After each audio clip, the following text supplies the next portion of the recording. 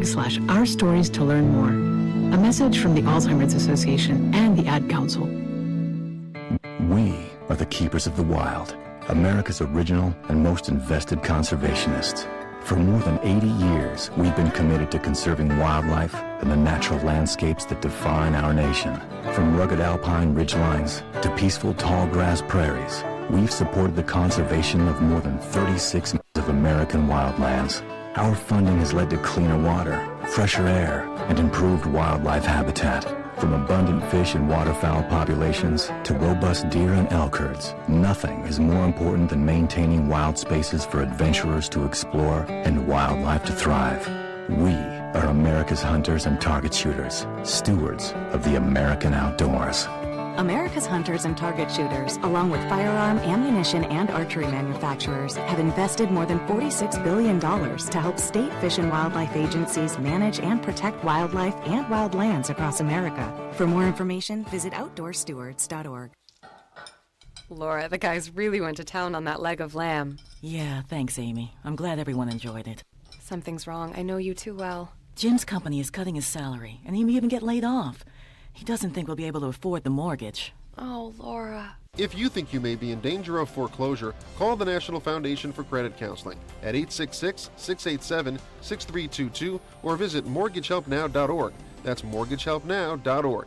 This has been a public service from the NFCC. Hey, wouldn't it be great if life came with a remote control? You know, you could hit pause when you needed to, or hit rewind, like that time you knocked down that wasp's nest. Uh-oh. Well, life doesn't always give you time to change the outcome, but prediabetes does. With early diagnosis and a few healthy changes, you can stop prediabetes before it leads to type 2 diabetes. To learn your risk, take the 1-minute test today at doihaveprediabetes.org. Brought to you by the Ad Council and its prediabetes awareness partners. The thought of my sons growing up without me inspired me to quit smoking. I talked to my doctors, and then I threw away all my cigarettes, ashtrays, and lighters. I started exercising instead of smoking. Staying away from alcohol when I was first quitting was key. I kept on trying, learned something each time. Do whatever it takes. No matter how many times it takes. We did it, so can you. For free help, call 1-800-QUIT-NOW. A message from the U.S. Department of Health and Human Services and CDC.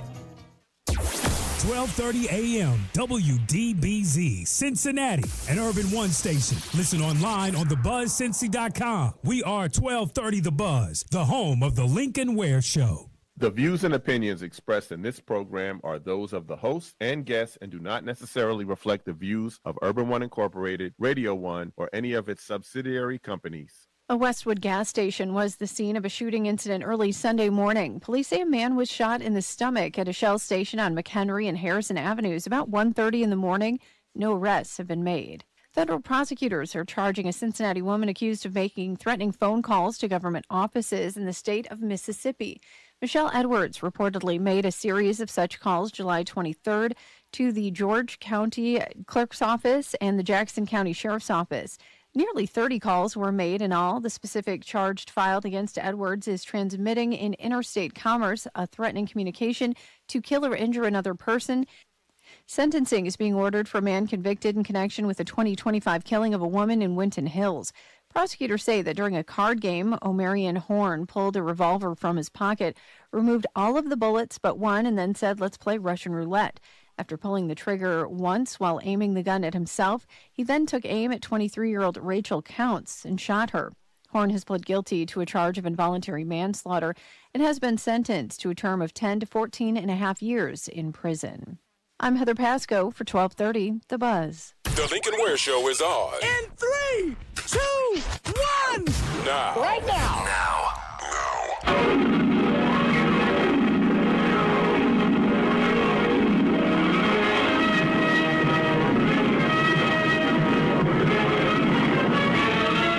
Faster than a speeding bullet.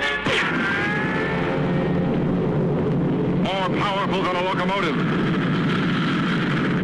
Able to leap tall buildings at a single bound. Look, up in the sky, it's a bird. It's a plane. Lincoln, Bobingan, Bonana, Pineapple, Bingan, Feed, Fine, Momingan, Lincoln. They say this cat Lincoln is a bad mother. I'm just talking about Lincoln. Good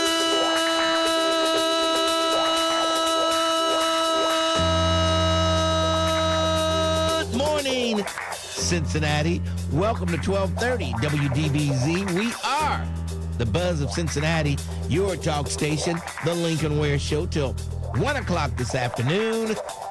And oh, what a weekend. What a week last week, man. Actually, the last 2 weeks has been crazy in this town. First, you had the Cincinnati Music Festival, and you had thousands of people in downtown. Then followed by Omega Sci-Fi, thousands of people downtown from everywhere. And oh boy, those Qs, they know how to party, don't they? Man. And I think the men outnumbered the women in this town like 7-1. So if there were any thirsty women out there, this would have been the weekend for you to be downtown, let me tell you. This would have been I wonder was Lady C downtown this weekend. I don't know. But the Q Dogs were out in full force, let me tell you. And everything was peaceful. We didn't have any problems. I mean, it goes to show you, black men with an education can have fun, give back to the community, and do the right thing. You know? Nobody downtown was, shot and arrested and fighting. None of that stuff was going on. If there was some fighting and stuff, it was Cincinnati people probably doing it. I can almost guarantee you that. But I think for the most part, the weekend was great, and I think the Omega Sci-Fi will give Cincinnati rave reviews because they really did roll out the purple carpet. Yeah, the purple carpet for the Qs. Yes, they did. I even think the hotels had purple carpet in the hotels for them. Unbelievable. But all the ones I ran into seemed to be having fun. When I was at Stagger Lee's on Friday, and boy, were they coming in there, coming out with some liquor. Let me tell you. It was quite a weekend for Omega Sci-Fi. I think only one little incident was at a restaurant downtown, and apparently they didn't have enough help to serve people. And why on a weekend when you've got 30,000 people coming to town and you end up not having enough people to serve people? And I guess they upset some Omegas, and they had to, the mayor found out about it, and the mayor even went over there to McCormick and Schmidt to find out, what the hell you guys doing? What's going on here? What do you mean you don't have enough help? This is the convention weekend, and, what's going on? So I think he straightened it out. I saw him Saturday out at Corinthian Baptist Church at their backpack giveaway. They had like 5 or 6 churches come together and put on a big event. And I tell you what, it was a big event, too. They had everything going on over there. I mean, I've never seen a backpack giveaway like that one before. They had everything. They had bounce houses, food. They were giving toys away. They were even giving paper towels away, and big bundles of paper towels they were giving away. It was crazy. Kids were lined up around up by the church into the parking lot by 1 o'clock. They were ready to go. And those hot dogs were good, too. Yes. Those hot dogs were pretty good over at Corinthian on this past Saturday. And I wanted to make it to the Greater Emmanuel Apostolic Temple. They had an event, Men of Honor, Men of Valor. I was supposed to be there, but it was just too much. I couldn't make. Then we were going to have the walking club, and we looked at the weather timeline, and we canceled that. And so, I'm up early, ready for the walking club, getting the shirts and water and everything together. And that timeline, I think it hit out there around 9 o'clock where we were walking. So that if we had to start walking at 8:30, we would have been caught right in the middle of the rain before we got back. So we canceled the walk. But I think we've got great weather for this Saturday. So hopefully people come out. We should have a fantastic crowd this coming Saturday morning at the Lincoln Ware Walking Club. And, but I didn't make it to the Greater Emmanuel Apostolic Temple. The PI, Brother Wells, put this thing together. And Cecil Thomas was there, Dr. Keith Melvin, Eric Kearney, and, I put the word out there about the event. Dr. Melvin said it was a pretty good event, and everybody spoke, so I'm glad that happened at the Greater Emmanuel Apostolic Temple. Where did I get that Baptist from? The Apostolic Temple, yes. All right, and see what else. Then at the last minute, somebody offered me some tickets to the Reds game, and it was behind home plate, but just back up under the overhang.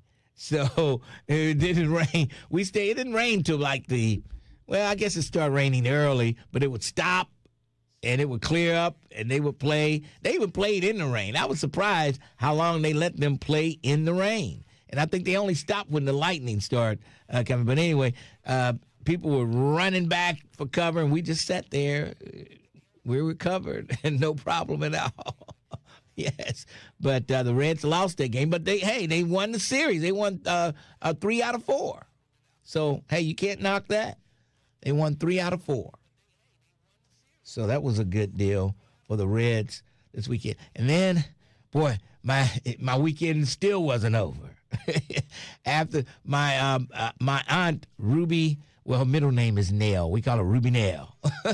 Anyway, she had her 80th birthday yesterday, so we all went over there and helped celebrate Ruby Nell's birthday, and had a good time over there. She turned 80. Man, I'm like, you getting old. And then I thought a minute. I'm like, I'm only 4 years younger than you. What the hell? Yes. But she had a great 80th birthday. Had a great time over there. Let me see. Did I leave anything out? Sharon is so tired. If I stayed home this morning, there would be no breakfast. If I stayed home this morning, Sharon probably couldn't put together even a bowl of grits. I don't think so. She's so tired. But that's what happens when you run with me. When you run with me, you might get a little tired. She was even at the remote at Stagger Lee's Friday. Yeah. So that was my weekend. Had a lot going on. And what about you? Well, of course, we had to have some shootings in Cincinnati.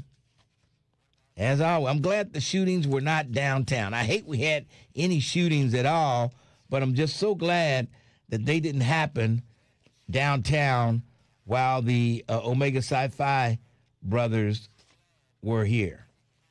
I'm glad they didn't happen in downtown Cincinnati. Although those Omegas were spread all over the area. They had something going everywhere. But I think we had like 4 shootings. How many was it?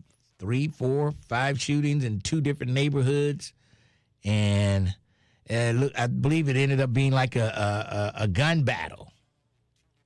Like a gun battle. So,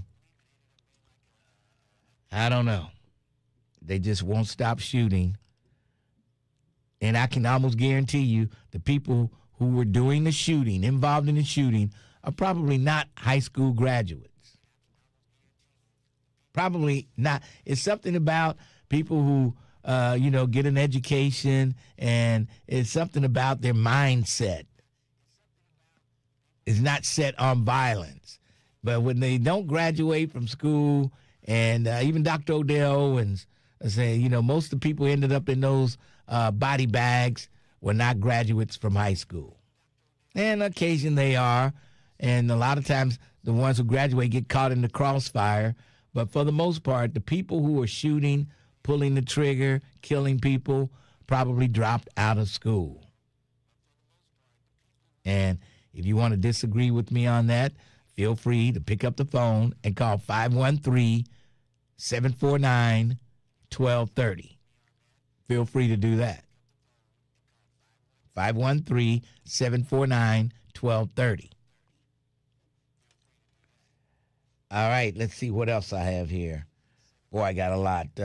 Oh, yeah. If you live in Avondale or Roselawn and your sidewalk is crumbling, which it probably is, those sidewalks are in horrible shape in Avondale. Roselawn, I didn't do a whole lot of walking, but we used to walk in Avondale with the walking club, and so many people were tripping over the sidewalk, falling. We just said, "No, forget this. We can't do it. We can't do it." So we moved. We stopped walking in Avondale and went out to Winton Woods. We used to walk around in a lot of neighborhoods. We used to go around and walk in neighborhoods, and a lot of the sidewalks in the neighborhoods were in horrible shape. But if you live in Avondale or Roselawn, the city might pay to get your sidewalk fixed while money lasts, while supplies last, while the supply of money lasts. And you know it probably won't be very long.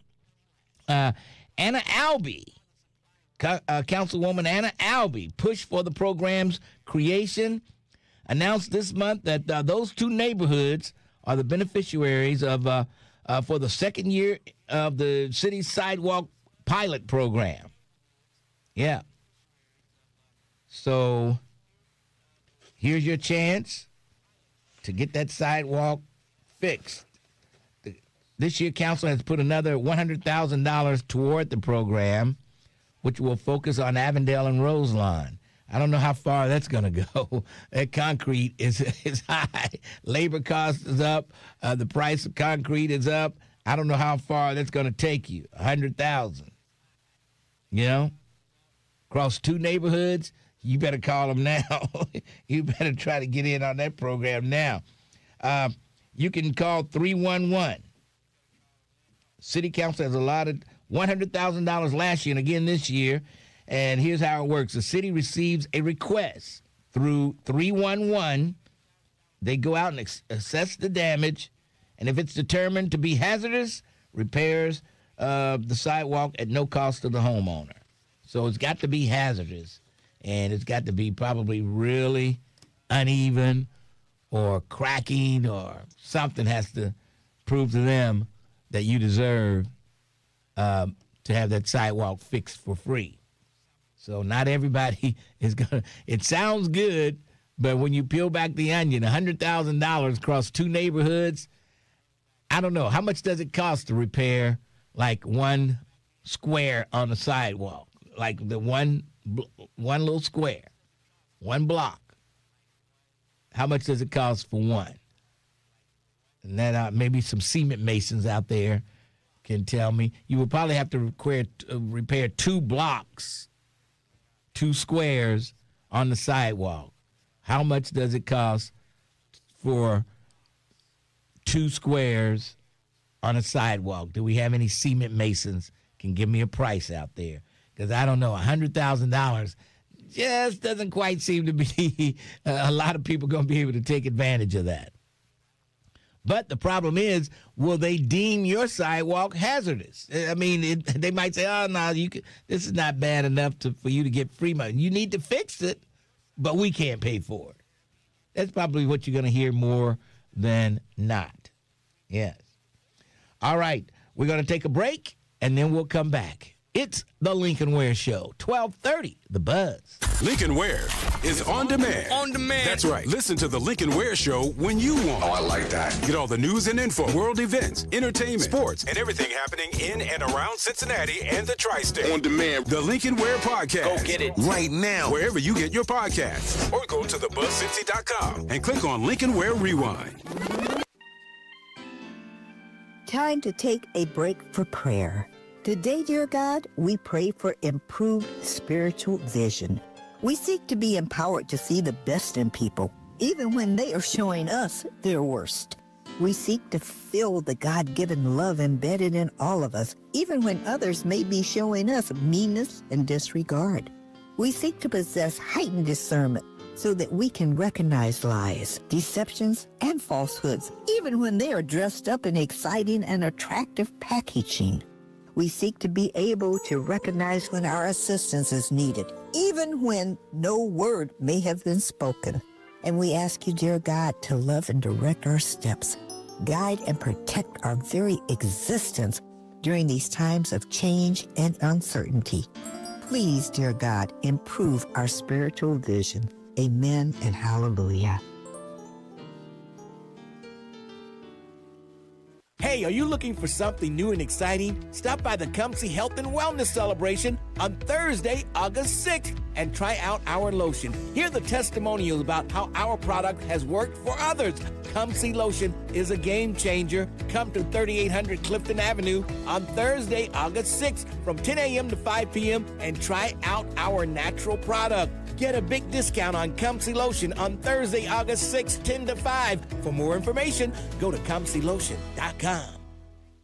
The best time to recommit to your gut health goals? Right now.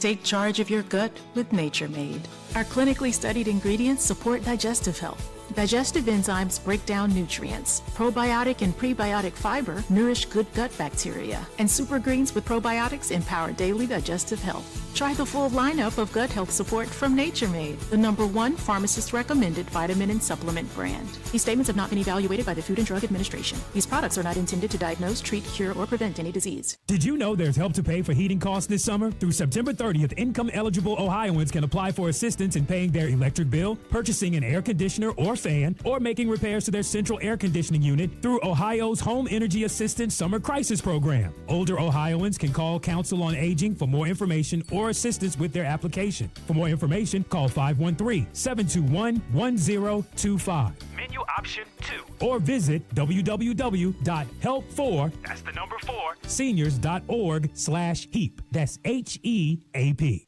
All right, son. Time to put out this campfire. Dad, we learned about this in school. Oh, did you now? Okay. What's first? Smokey Bear said to. First drown it with a bucket of water, then stir it with a shovel. Wow, you sound just like him. Then he said. If it's still warm, then do it again. Where can I learn all this?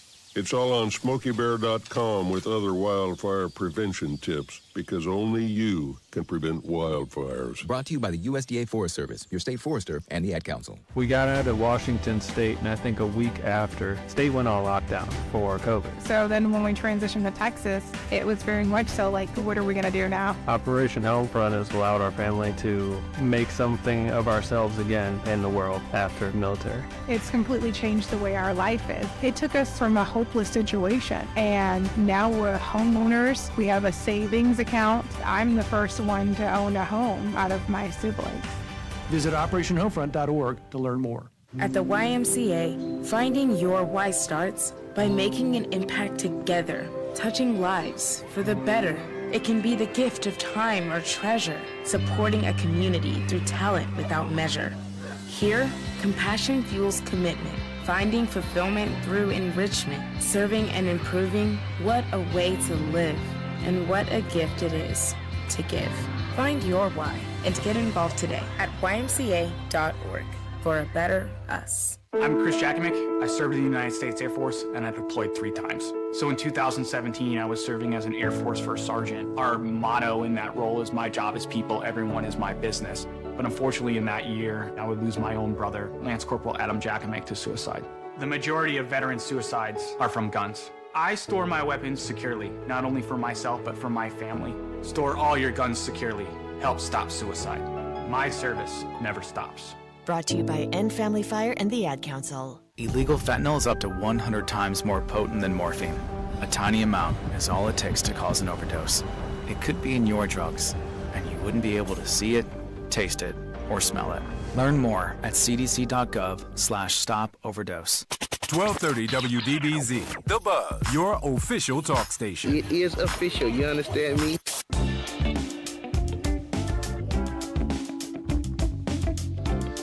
.30 WDBZ, The Buzz of Cincinnati, your talk station, the Lincoln Ware Show till 1 o'clock this afternoon. It's Monday, and let's go downtown to the Crime Stopper headquarters and check in with my good friend, Detective Tiffany Green. Did you work a whole lot this weekend, or just a little bit? I don't know. I did have to work this weekend. You work on the phone or out in the street? No, I was out in the street. Okay. All right. Okay. Yeah. From listening to it, sounds like you had a jam-packed weekend. Oh yeah, it was busy. It was busy for me since Friday afternoon from the remote. You know, I was going.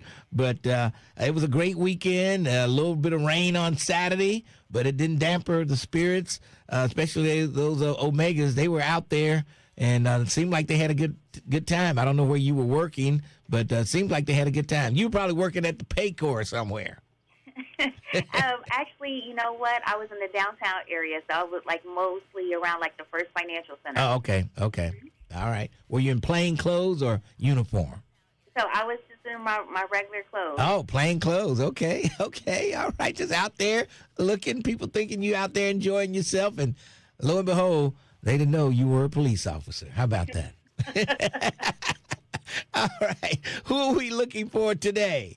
So Cincinnati Police District 3 is looking for Isa Gallendo. Mr. Gallendo is wanted for felony failure to comply with police officer. On July 29th of 2026, Mr. Gallendo knowingly fled from police officers during a police pursuit because he was involved in an accident.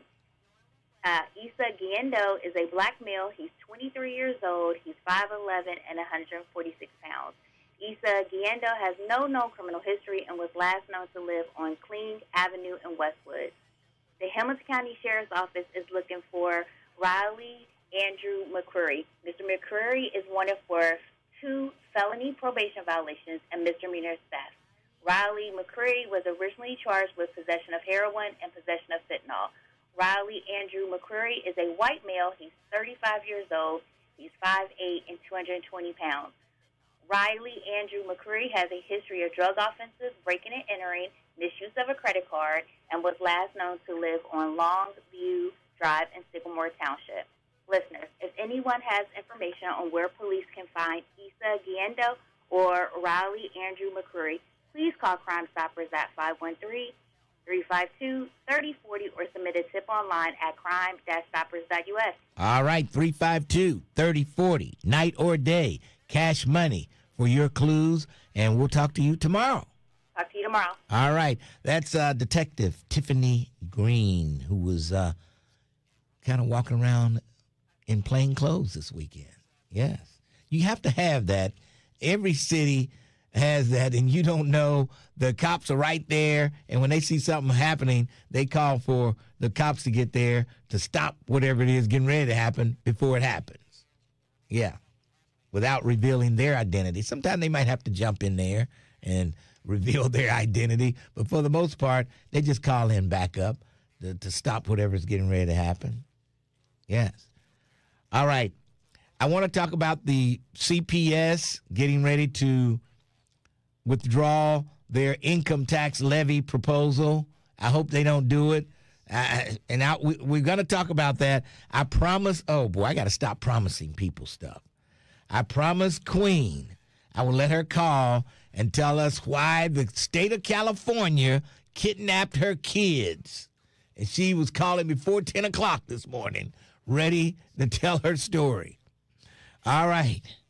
Queen, it's got to be quick and short. We don't need a commentary. We just need to know the facts. Just the facts, ma'am. Queen, how you doing? Hey, Lincoln. First of all, let me thank everybody for listening. Thank you for the Hughes family, for the radio station. And thank you, Lincoln Ware. And thank you, law enforcement. I gave Chad the original tape so you can hear how the government kidnapped my kids. I specifically asked him to have you listen to that. Yeah. Well, I didn't have to before you called me. Well, I didn't call you. You called me.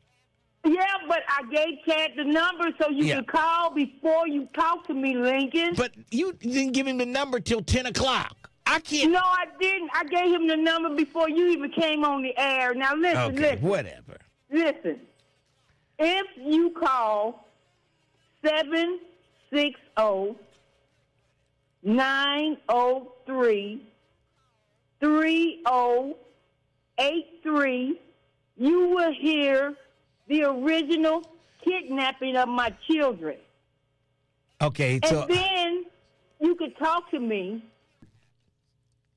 And it seems like they're going to vote today at 5:30, I believe the school board meeting is 5:30. they're going to vote not to put the income tax levy and make it a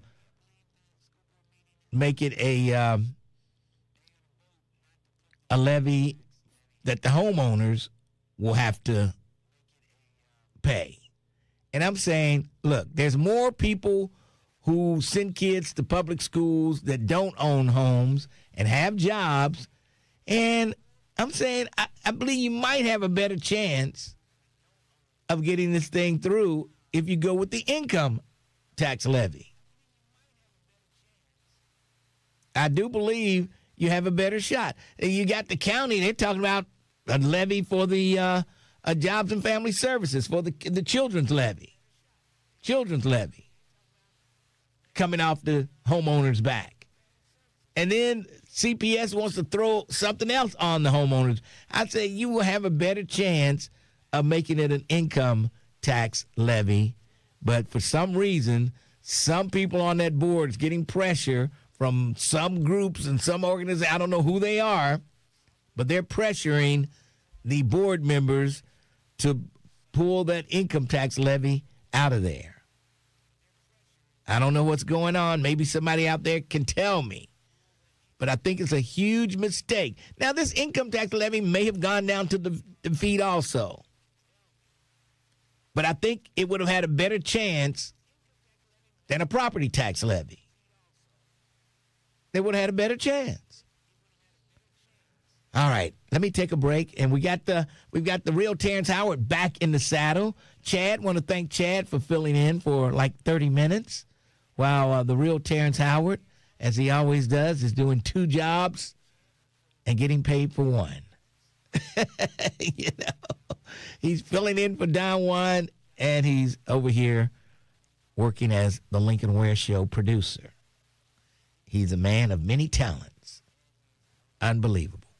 All right, let's take a break. We'll come back. 12:30, The Buzz. Looking for a podcast that delves into the intricacies of love and relationships? Look no.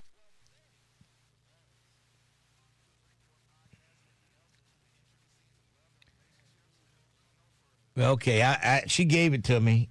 I got to call it and listen to the kidnapping of her kids. Unbelievable. Yep.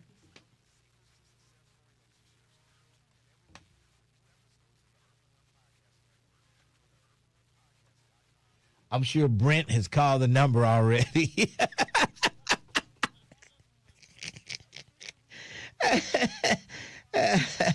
I'm sure Brent has called. CPS teachers and administrators that don't live in the city don't want to pay the payroll tax.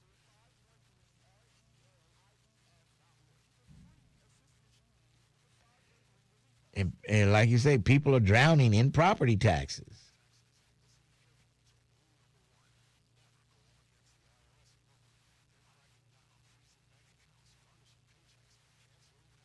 I don't know why they think a whole property tax levy is the way to go. I thought it was a great idea for the income tax. I don't know who came up with that, but I thought that was the best idea they had in a long time.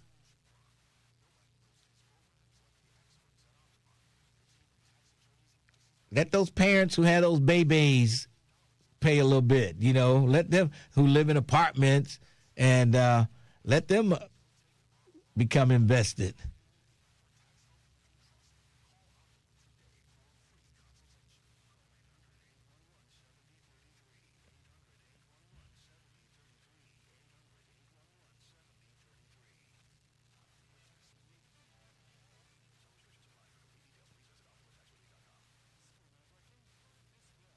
What did Tim Heidel say? Somebody said he's asking for a knot upside his head. Okay. Jeez.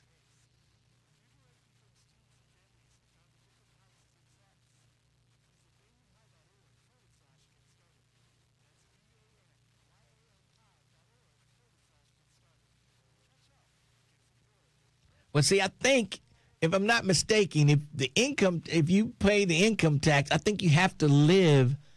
They don't take the money out of your paycheck unless you live in the city of Cincinnati, in the CPS district. I think those will be the one that has to pay the income tax. I'm thinking. Maybe if I'm wrong, hopefully somebody would tell me. But I think if you live in the district, Cincinnati district, those are the people who have to pay the income tax levy.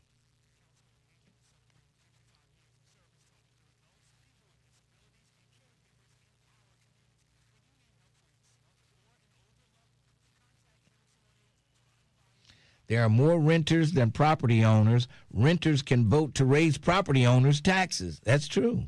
That's why I say they should do this income tax thing. If they're invested, maybe they'll come to school more often.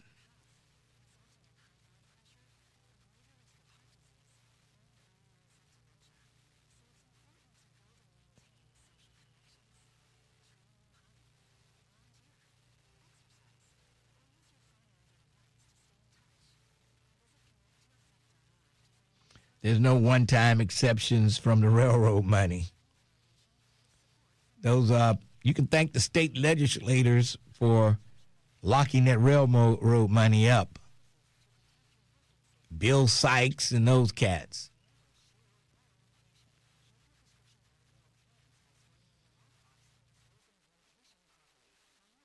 Pharmacies. Learn more at awarerx.org, a public service from the National Association of Boards of Pharmacy Foundation.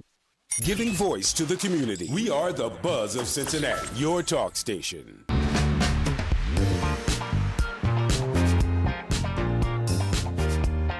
.1230 WDBZ, the Buzz of Cincinnati, your talk station.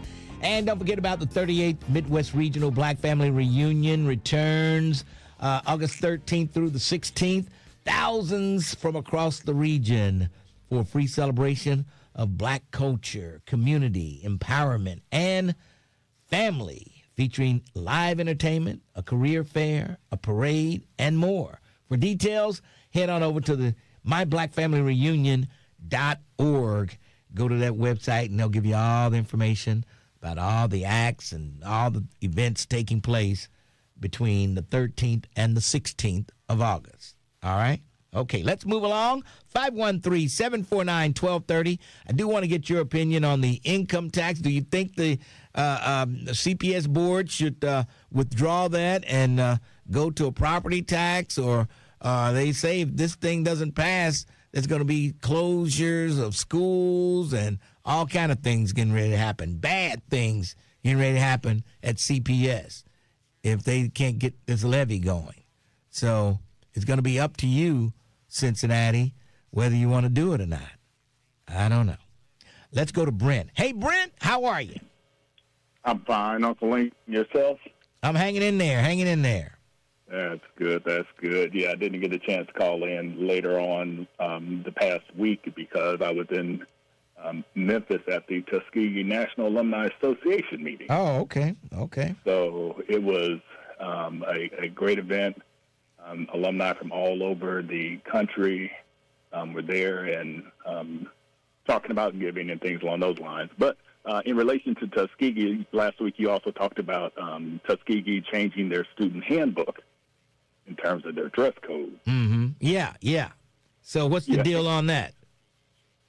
Well, COVID has to do with it. Is that kids were able to shelter in place and not go to school or go to the actual classroom. So you would just wear what you would normally wear around your home. Mm-hmm.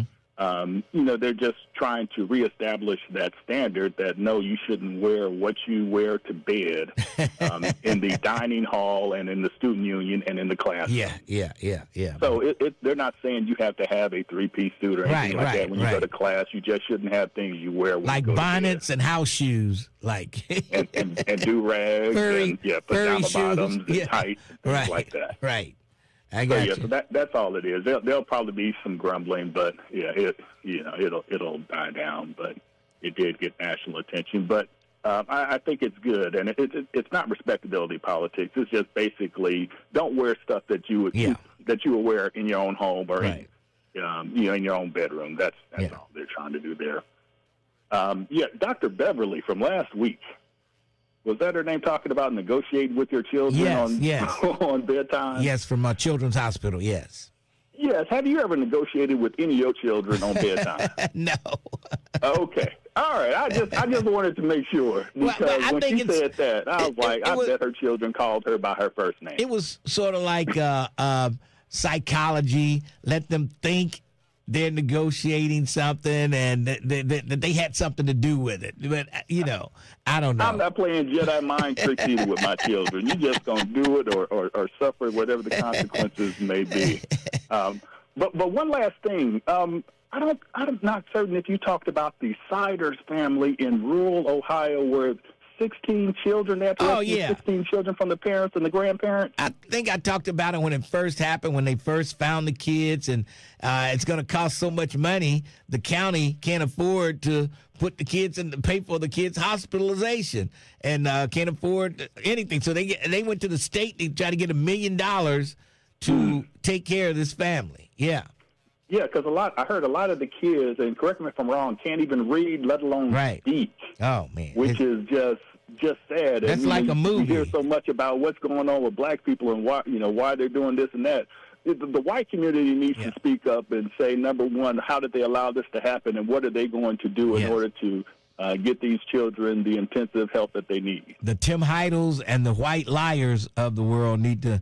They haven't even said anything about that. They're so busy trying to tell us what we need to do. Exactly. It's all about deflection with them. Yeah.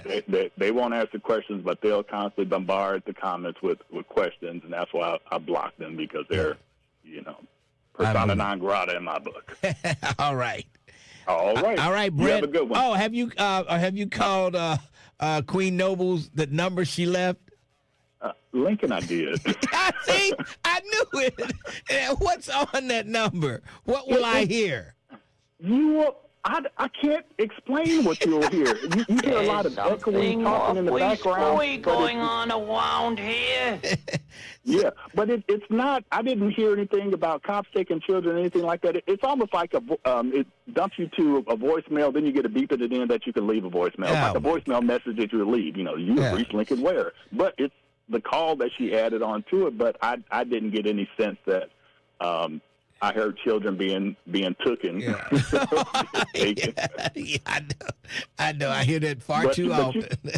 But you got to play it on there so you can hear it and everyone else can hear it, or at least demo it during the break and then see how that works out. But I couldn't make it. Yeah, I know. I can't make anything of this kidnapping either, what she's talking about. But anyway, we'll see.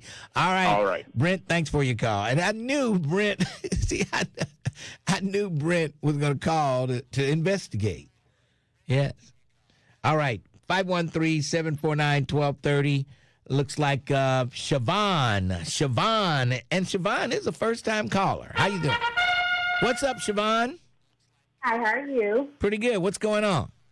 Good. So I was just calling about the taxes. I've been going off on YouTube, and as you always say, call in, so I'm calling in. Okay. A long-time listener. I love the show. But just to give you some perspective about this tax, there are a lot of corporations in the city, right? Consumer goods, hospitals, aviation companies, and I'm not going to say who I work for, but I work for one of those corporations. Mm-hmm. They give me the option to work remotely. So I do. But because I don't go in the city, but I still technically work for them, I still have to pay an earnings tax of 1.8%. Fine, that is what it is. But then if you and I don't know if they're separate from residence, earnings, income tax, but if you then say the levy needs to go to the earnings tax, then that's going to affect me, a person who doesn't live in the city. And then conversely, I live in my own municipality, and we then have our own different tax levy that as a homeowner in my community I have to pay. And so if you make it an earnings tax, then you have some people who are paying levies to two different school districts. Yeah. I get you. And see, I'm not sure, but I thought if you lived in the CPS district, it was only going to affect you as far as income tax. Maybe I'm wrong on that, but it seemed like I heard that somewhere that you had to work. No, you had if you lived in the CPS district and they were going to take the tax out. I'm not sure. What have you heard? I've heard that it was coming from the earnings tax. Okay. I don't. Maybe there's a difference. So I know you have property tax, right? And there's Right. an earnings tax. Yes. So we're assuming it's the third tax that says whether or not you own a property or whether or not you work here. Just by, I don't know, like if there's another tax bucket besides property owners or earnings. Well, and I can see why, like you said, all those corporations. I can see the school board getting pressure from those big companies. You think? Correct, because we already make our bones about almost 2% of our income going there. Yeah. That we don't, I mean, especially if you work remotely, like I'm not using the roads. So 2% of my, 1.8%, let me be factual, of my income is going to the city, and it's fine. I love the city to be great, but it's not, it's to give us more tax, and to say if you live in Sycamore, Princeton, Loveland, you then have to pay for your tax district, your school levy. Yes. Well, I don't know. I just think that probably was the best way. Homeowners have been taxed to death, and it's got to end for the homeowners. I mean, they're trying to throw another levy at the homeowners on this children's levy. So I don't know. I don't know what's going to happen. But if it fails, you can expect for a lot of closures of schools and combining this and that, and it's just going to be a big mess. But I feel your pain. What you're saying, I vote for children. I vote for every tax levy without. I don't even think about it, whether it's good or bad. To be honest, like I'm never going to deny the children. But another thing is typically when the taxes go up, the renters. I mean, the homeowners just pass it on to the renters anyway. Yes. So I think they need to keep it property tax owners, because the people who live in the city are the people who are going to the schools. And if you're renting from someone else, they fluctuate rent any other time they want to. They can fluctuate it for. All right, I hear you. Well, what about the retired little old lady living off Social Security and barely getting by now, and then her property tax is going up? What about her? And she don't even have kids going to the public schools. Well, I have a whole other thought about that. I think their taxes should be frozen. I don't think that people have been in their houses for years. Their taxes should be impacted by gentrification. Yes. All right, Siobhan. Thanks for being a first-time caller. Don't make it the last time. Great, thank you. All right, thanks for your call. That's Siobhan, and she says that income is just not fair, and I do believe the board is getting pressure to get this thing changed tonight, and I would not be surprised if they drop this income levy deal, and it won't be on the ballot as far as income levy. But we'll have to wait and see. They have the big meeting tonight. Let's take a break, and then we'll come back. 513-749-1230, The Lincoln Ware Show, 1230, The Buzz. 1230 The Buzz wants you to buy Black 513. Black Americans have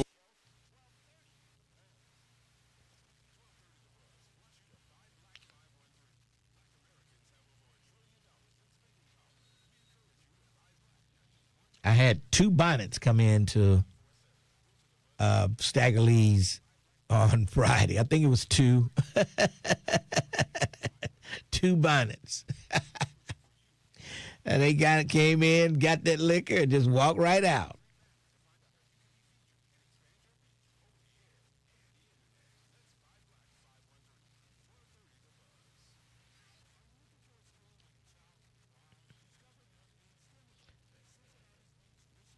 Y'all better call 311.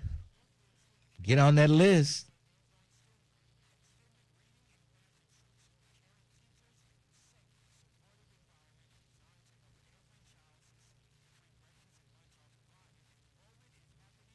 Howard University is banning bonnets and do-rags.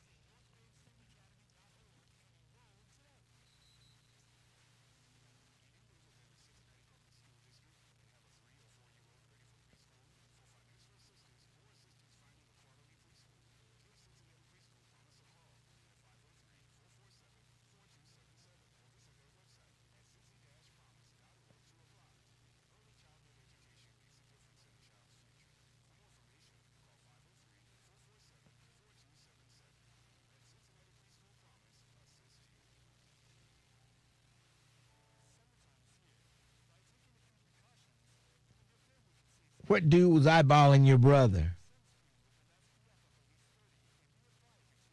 Twin. And what happened to you Friday, twin? Your brother said you was somewhere asleep.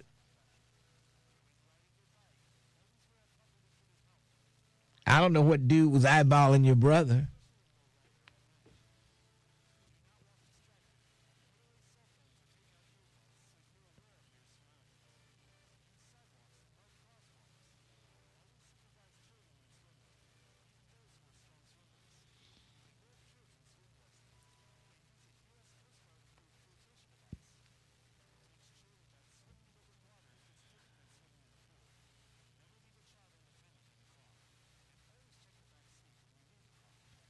It's good seeing, I don't know who your brother talking about that was eyeballing him. I don't know who your brother's talking about.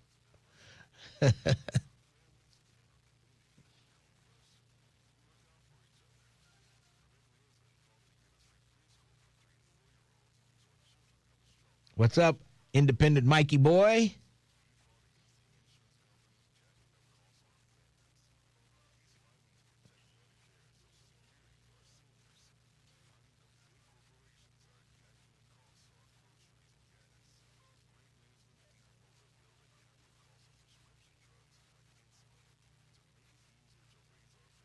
I'm still stuck on twin being the brains. Yeah, and the brother being the guts. Yeah. I think the brother, the brain, if he made those shoes, he made those himself. Yeah, yeah. I mean, he said he did it one time and it didn't work, so he figured out what was wrong. Then he went back again, and it worked. So he makes his own shoes. I think that's the brains of the two.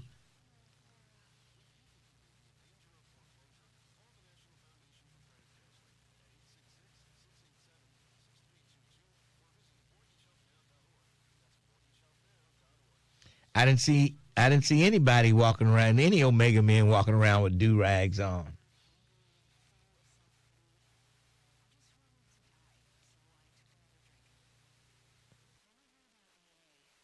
Stop drinking and hope to start living. Alcoholics Anonymous, it works. Look us up.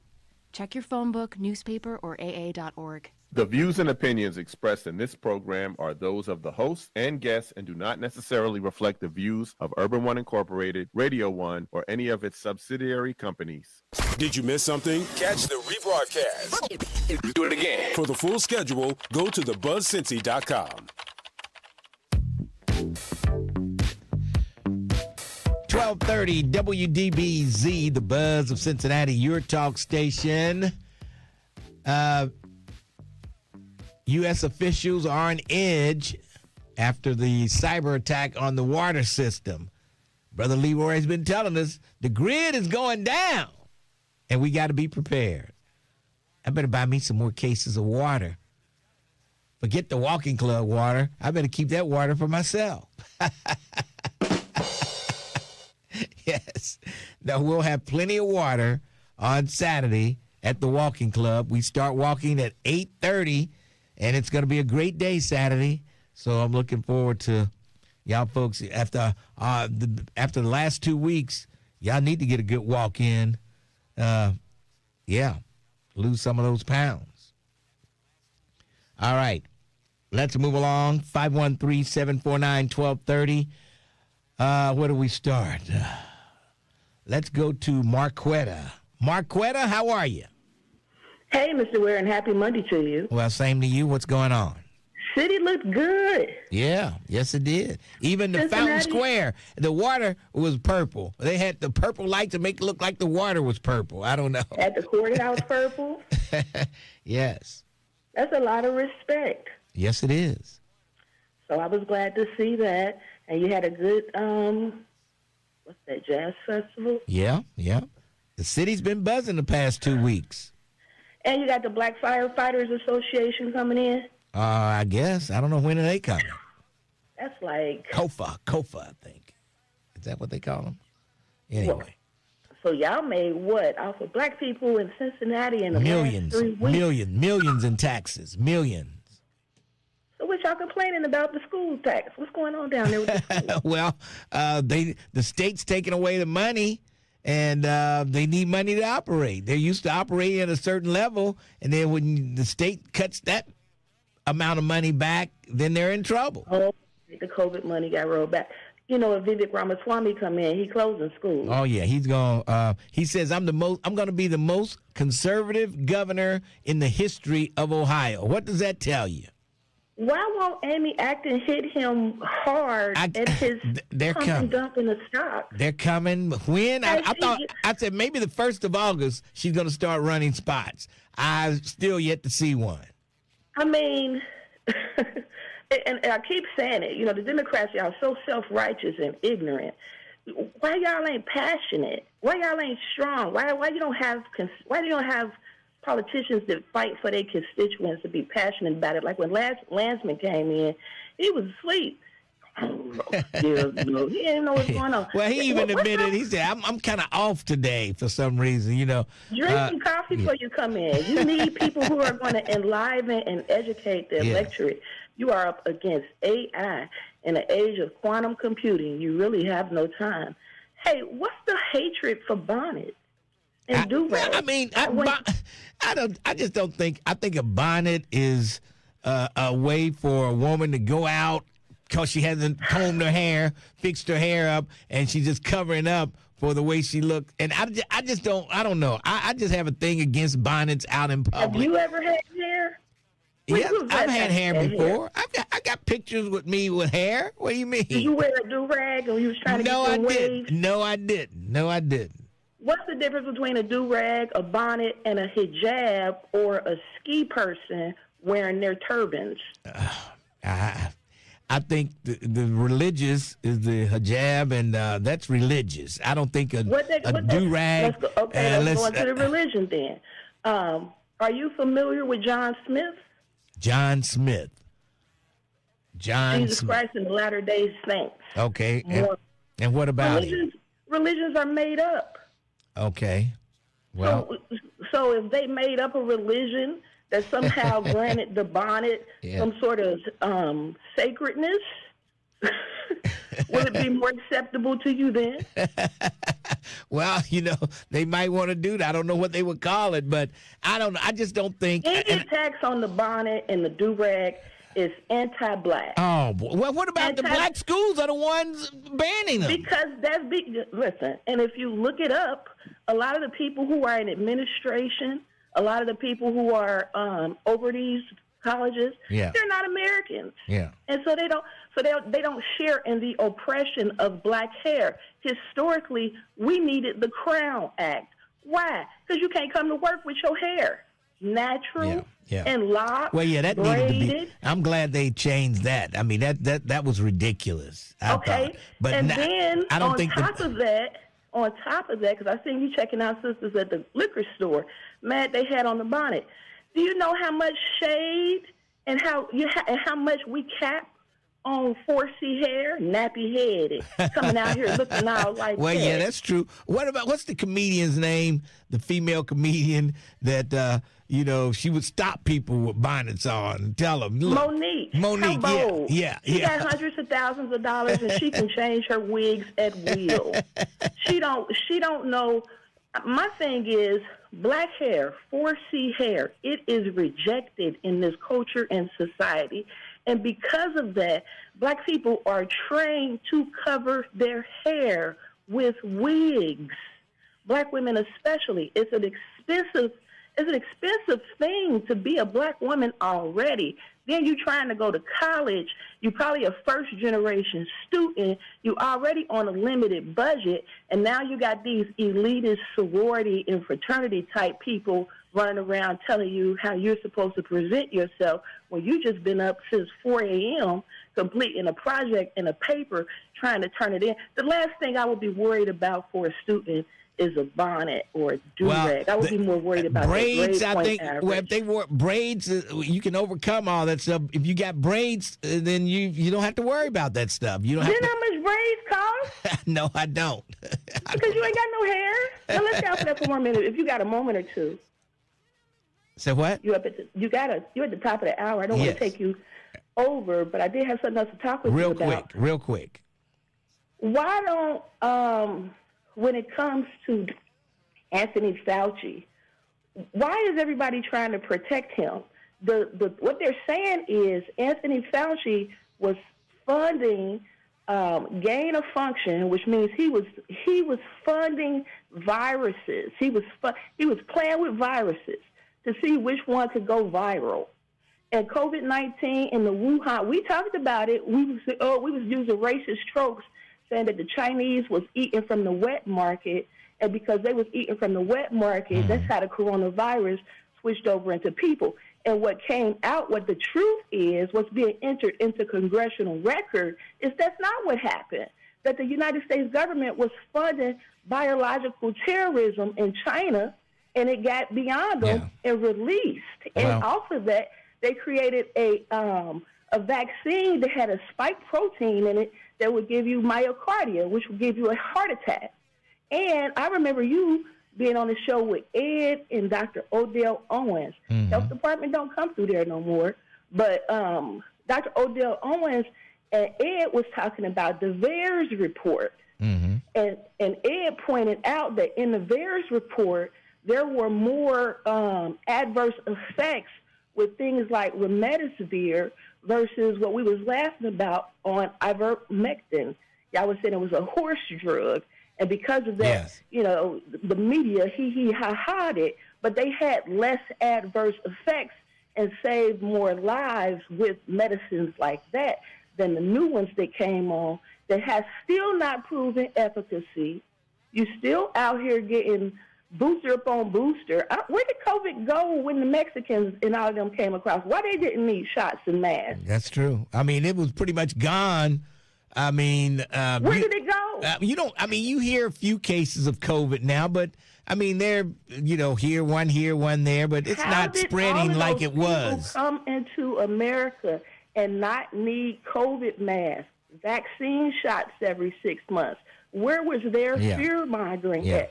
Why were they allowed to come into the country without face masks, without vaccination? Well, most of them were coming in illegal anyway. They were illegal, so nobody required anything. If you come in illegally, what are you going to do? So I'm saying lay off black people. Find you something else to do. As far as our bonnets and our do-rags, that is black culture. It should be just as protected as the hijab. I don't know if a bonnet is black culture. Give me a break. How many people you seen at the liquor store with a bonnet on? It was just two. It was just two.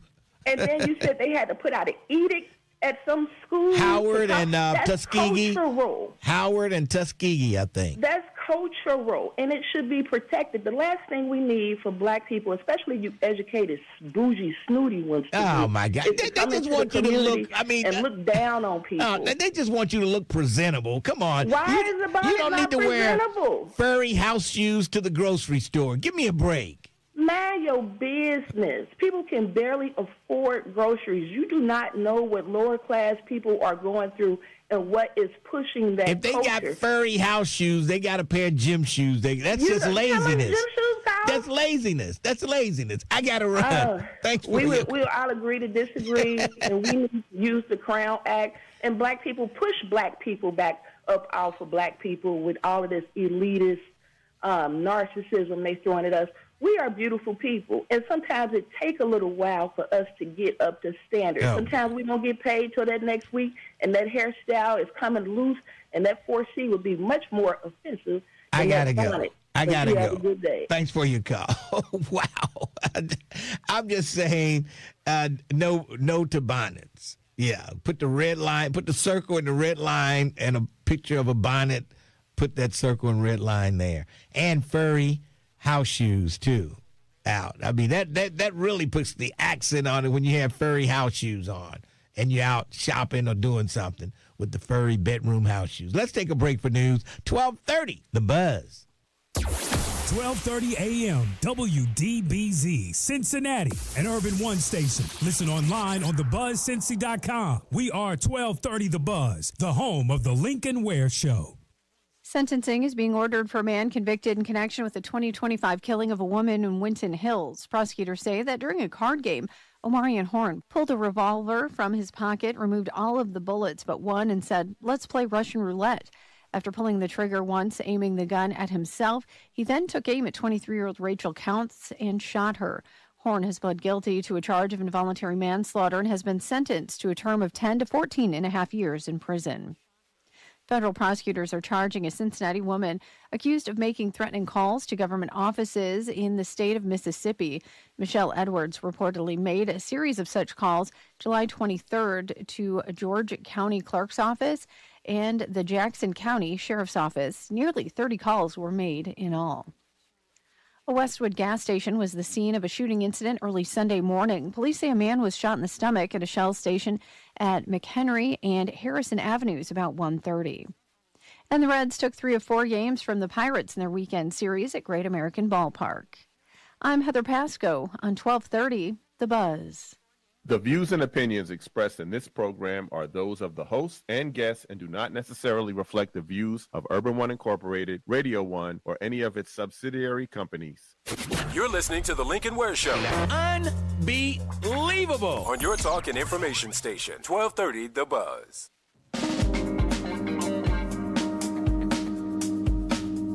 1230 WDBZ, The Buzz of Cincinnati, your talk station. And I'm just as bad with the pants hanging down, showing your underwear, as I am with bonnets. You know what I mean? I don't like to see that, or bonnets, or the furry house shoes.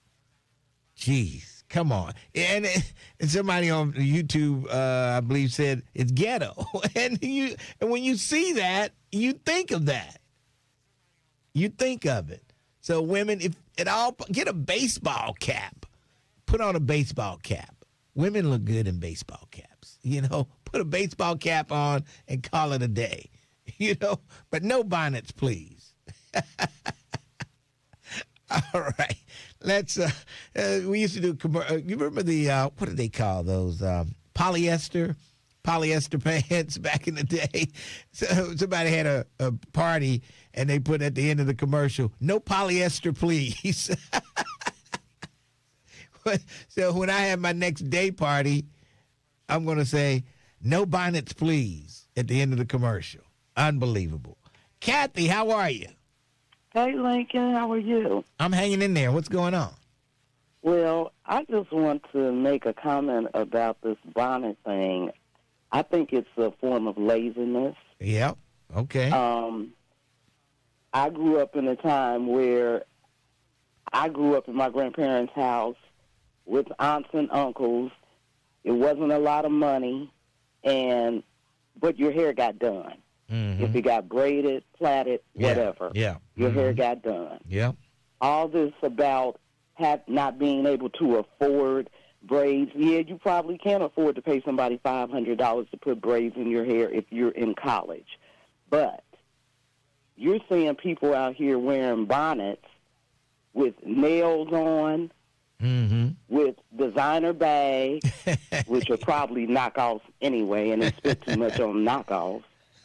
And they're not even paying attention to what the real issues are.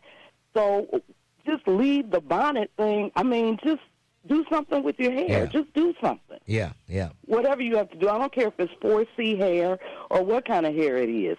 I don't have a relaxer in my hair, and when it gets to the time that I can't get to the salon, I put it in a ponytail, and I put a cap on, or I put a hat on, fedora, whatever.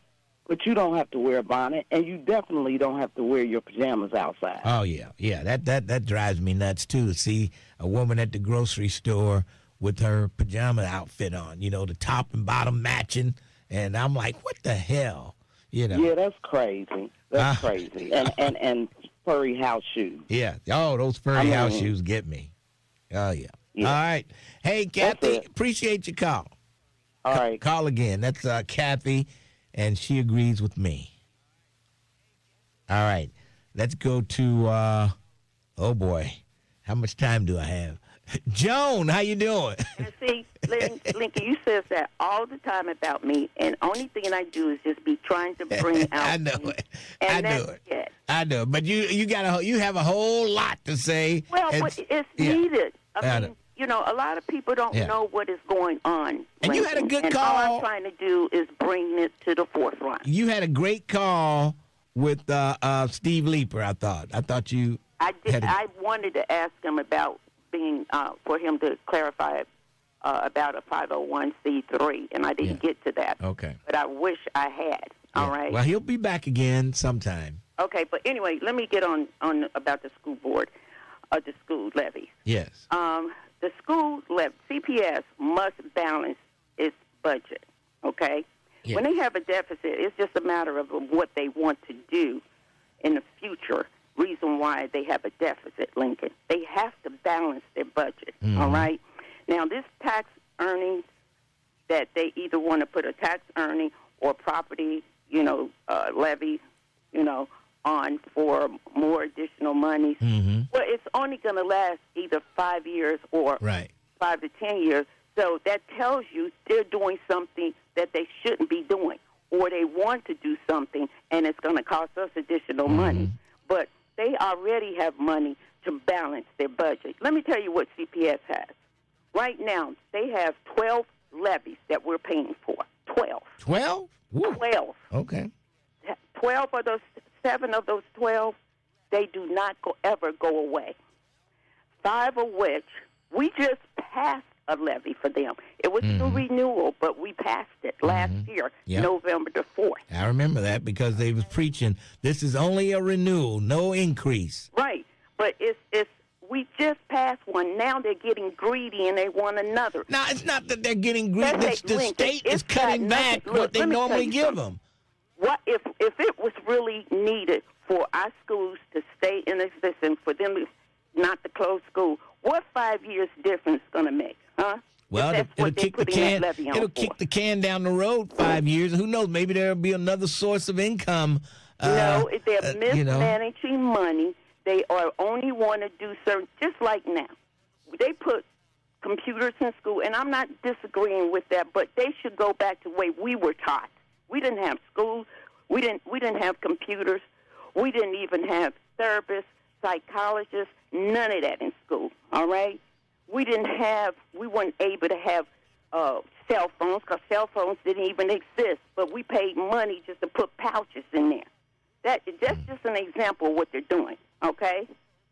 Well, I mean, I think they're trying to keep up with everybody else. Everybody else has computers.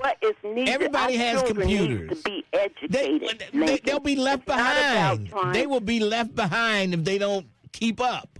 Lincoln, our children needs to be educated. That should be their priority. They have to have computers. They have to have computers. That's the way the world rotates. How did we exist? That was then. We didn't have computers back then. Exactly. And we were. That was the world then. Now the world has changed. Lincoln, all I'm just saying that we need to understand what they're doing with our tax dollars. Okay, we're trying to help our children, which I'm not disagreeing with that, but it's not right for me or anyone else have to pay all of these taxes for them to do whatever they want and cry all in the name of the children if we don't pass it. Oh, boy. So okay, and I'm going to tell you about this children levy. Oh. No. Yeah, tell us about that. They put a levy twice for children's services, right? Mm-hmm. This one now, they want to put an additional one. But we paid, and I'm what Alicia Reese said to you, or you brought it up briefly Friday, about the 0.5% sales tax. Yes. That 0.5%, the voters paid, to vote on that 0.5% sales tax to build Paycor, right? Yes, Paycor in Great America. Paycor was about $500 million or something like that? Something like that, somewhere. Okay. It generated $81 to $110 million per year. That levy went on in 1996. for 30 years that was generating 81 to 110 million. Count that up. That should have paid that paid course sale a long time ago. But you got to operate. You got operating costs, and you know. And that was just not the Bengals. That was for Great American Ballpark also. Was for both of them. Yes. We're still generating that money. And what Alicia was trying to say, reason why she got upset, because that was due to expire in June of this year, and Dumas and Driehaus end up voting to do all these renovations for Paycor, all right? Yes. Now, we're still generating that money. All they have to do is take that money and put it to children's services, and it doesn't even need a tax. Oh, boy. Well, Alicia, she's working on something. I don't know what they're going to end up doing, but they're supposed to vote on it this morning, I believe. All they have to do, that money that we are generating from that 0.5% sales tax, that can pay for children's service, and then some. But they'd rather put in another levy because they probably want to build that other stadium you keep pushing. Oh, you mean the arena? Bill. Yes. And that's what they want to generate this money to build that stadium. We need what that. It's about. We need that arena. That arena, right. We need it. They need, let we need private it, Joe. owners pay Well, I don't know. Lincoln. We might get somebody that's going to chip in a few million, but I don't know. We should not have to pay, because you know what? Every time it's we going go to help to that the city generate taxes, tax dollars. It's going to help the city. No, let me say something. Y'all keep saying that, but if it's helping the city, why we have to keep coming up with levies, huh? Why do we have to do that? And not only that. Well, because that money we go to we help build that Paycor Stadium and all of that. We cannot even get a discount on a ticket. So it's not helping us. It's only helping the rich. The community has free days. You can have that stadium, that stadium, Paycor Stadium. The people of Hamilton County can get that stadium like 3 times a year to do what you want to do with it. It's free to the people. 3 times, and we on the hook for all of that money, that millions and millions of dollars, and we only can use it 3 times. That's just like me when it comes to my apartment building. That my tenants can tell me I only can come in or collect money from them only a certain period of time. That's crazy. You own something, we own that stadium. Yeah, right. So they're going to be able to tell us what to do with it. Well, if your rent is due on the 1st of the month, they don't want to pay it on the 1st. They want to pick their own day, or what are you talking about? Or they want to tell you what time on the 1st you can come get it. Yes. And not only that, tell me what they can do and what I can't do with my own property. Okay? That's what Paycor, that's what the Bengals are doing to us. They're just like tenants, just like your average tenant. Right. But they not tenants. They might as well be the owner because they're dictating to us. That's true. You're right. You're absolutely right about that. And see, Lincoln, reason why I get upset about these taxes and everything, and I always call in about it. Quickly. Because, look, I'm old. I shouldn't have to worry about keep paying all these taxes. I don't mind helping out. And I'm sure everybody, because that's what we're supposed to do, help support our country, by paying taxes and everything. But it's not fair to give our money to rich people, and they're making out like bandits, and we get nothing in return. Now, and that's not right. All right. Now, before I go, are you younger than your husband or older than your husband? What does it matter? I'm just trying to figure out your age, You Joe. always bring up my husband, and it got nothing to do with what I be talking about, Lincoln. Because you always talking about, well, I'm sorry about Kurt. He shouldn't be doing this and doing that. Look, it has nothing. My husband, I respect my husband. My husband respects me. I love him. He loves me. And that's all I need to tell you about us. Unbelievable. I'm going to find out more. You know I'm going to find out more. No, well, you can ask him. Call him. You talked to him the last time. So all I'm just saying, look, Lincoln, all I'm trying to say is when I come on these airways, all I'll be trying to do is let people understand what they're facing. And, yes, we should support our kids, but we shouldn't be taken by people taking and when they can spend our money the way they want. All right. And they use it all in the name, saying they want more money for kids, for the elderly, and they're not spending. They spend some of it, but not the way that they should. Joan, I got to go. You're killing me. All right, bye. Thanks for your call. Unbelievable. Take those damn computers from those kids. They don't need them. We didn't need them back in the 60s. We didn't need them, so they don't need them in 2026. Is that crazy or what? Is that crazy or what? Joan said to shut up. Okay. Let's take a break. 12:30, The Buzz. Every weekday, 12:30 The Buzz has you covered. Let's go! With new entertainment and She gets mad when I bring up her husband. Yeah. Unbelievable. Don't worry about me. She said his name. It might have slipped by people, but she slipped and said his name. And I promised I wouldn't reveal her real name or his, and she slipped and said his name. I don't know who caught it or not. Oh, LaDonna caught it. Yeah. Unbelievable. Huh? Oh, no.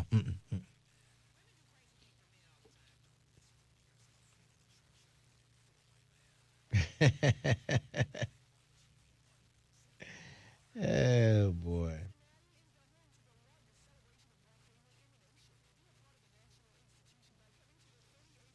Her real name, and I understand why she uses another name. Who was that? Skip. Okay, it sounds familiar. Where do I know him from? Skip Cheatham. He did. He looked familiar. Working on Wiz.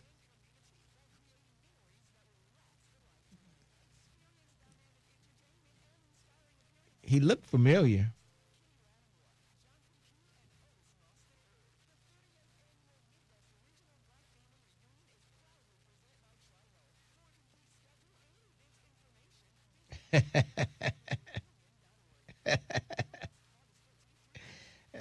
If she's the same age as her husband, then she's got to be 75, 76, could be 77, depending on when she was born. Because I graduated from Woodward with her husband.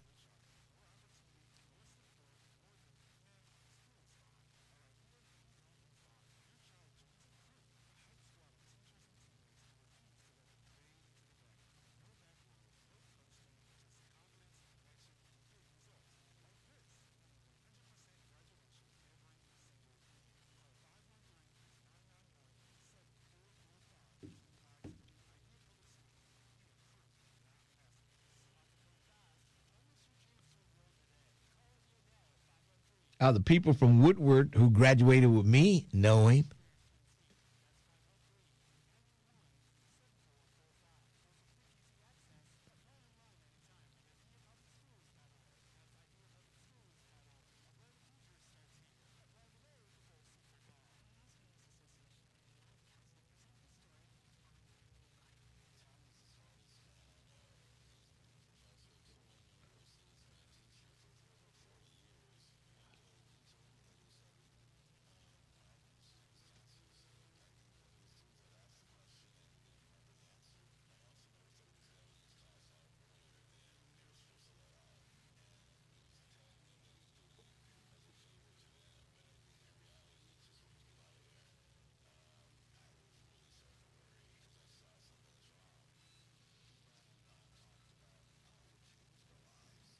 Yeah, that guy that they charged for damaging the reflecting pool. Can you believe that?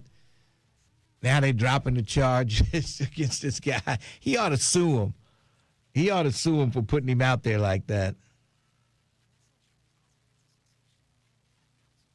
Oh, Jerica, please. I'm protecting it. Respect folks' anonymity, Lincoln.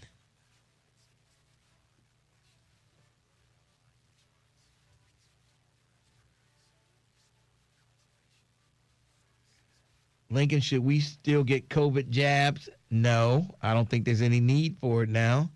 It's not a pandemic. So, you know.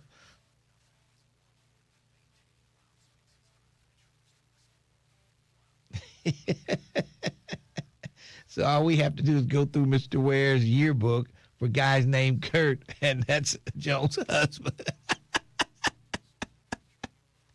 Oh, jeez. Oh, boy. Unbelievable. I know there's still COVID vaccines out there, but I don't see a lot of people going taking them.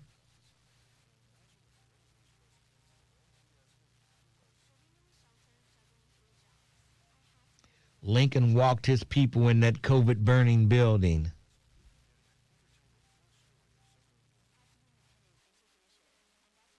Voice of the community. We are 1230 AM The Buzz, your talk station.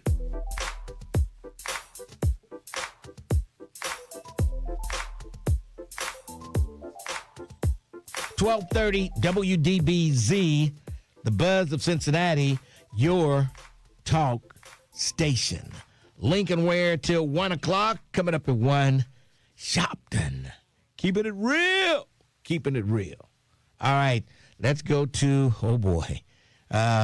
Every line is busy, so folks, let's try to keep it short. We got Stanford, Brandy, Vernon, Teresa, Ray. Let's go to Brandy, then Stanford. Brandy, how are you? Hey, Lincoln, how are you? Pretty good. What's up? So I was listening to Marquetta, and she sounds crazy. Okay. Okay. Because, like, isn't the point of going to school to prepare yourself for the real world, to get a job? What job is going to let you wear a do-rag or a bonnet? Yeah. This is not black culture. Like, wearing a bonnet or a do-rag, no, that's not black culture.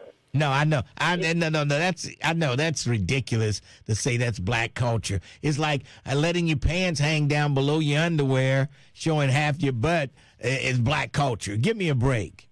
No, like, you're embracing the wrong things. Now, how about black culture? Yes, wearing our hair naturally. Like, I have locks. I always say, like, you can't have a bad day with locks because even if they're messy or you need a retwist, they're locks, whatever. Right. But right. What is the point of getting your hair done and keeping it in a bonnet and you're not showing off what you paid for? Those bonnets are for nothing but to sleep in. You know, you wear the bonnet to sleep in, and that's it. Not to wear out to the liquor store or to the grocery store and do whatever it is you're doing. That's not what those bonnets are for. Yeah, like, she sounds absolutely ridiculous to compare it to a turban or a hijab. Like, that's ridiculous, and it's disrespectful to the other religions that you're trying to compare it to. Yes. There's no religion that is going to say, okay, my bonnet is my religion. Like, no, that sounds crazy. But,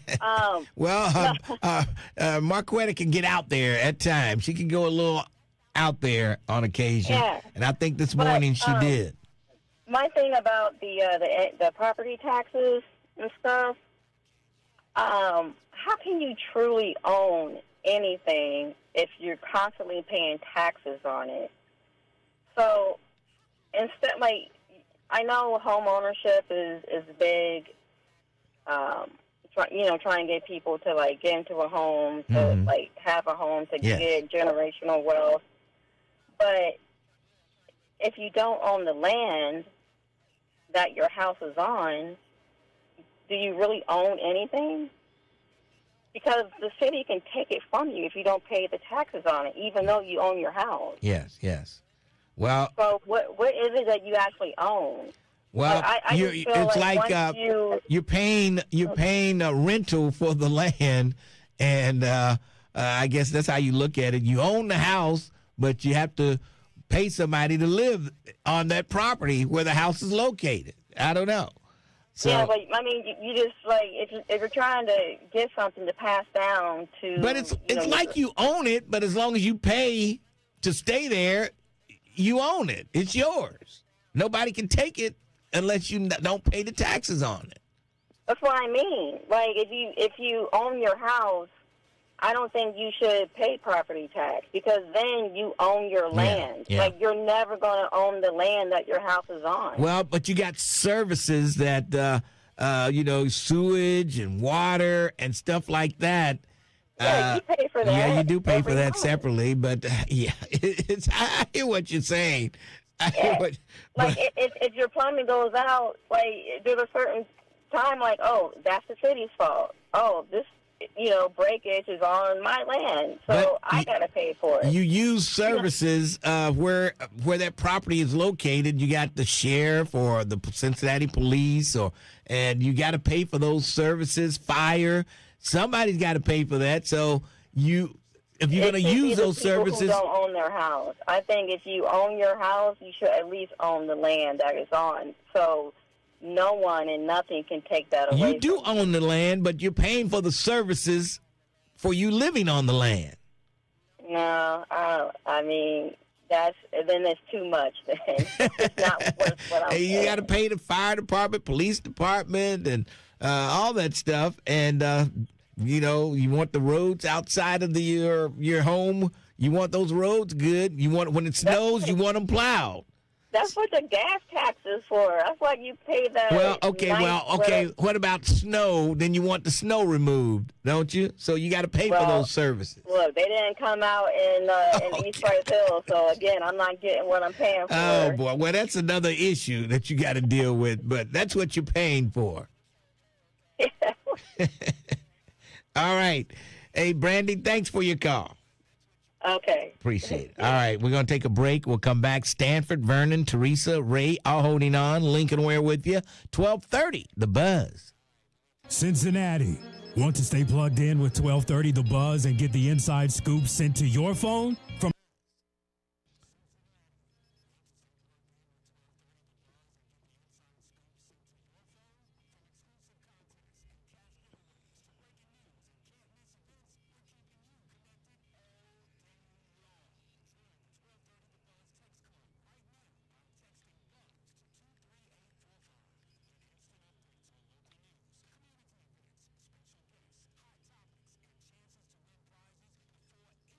So Skip Cheatham, he used to fill in for Tom Joyner when Tom Joyner had his show. Oh, he must be from New York. Is that the guy?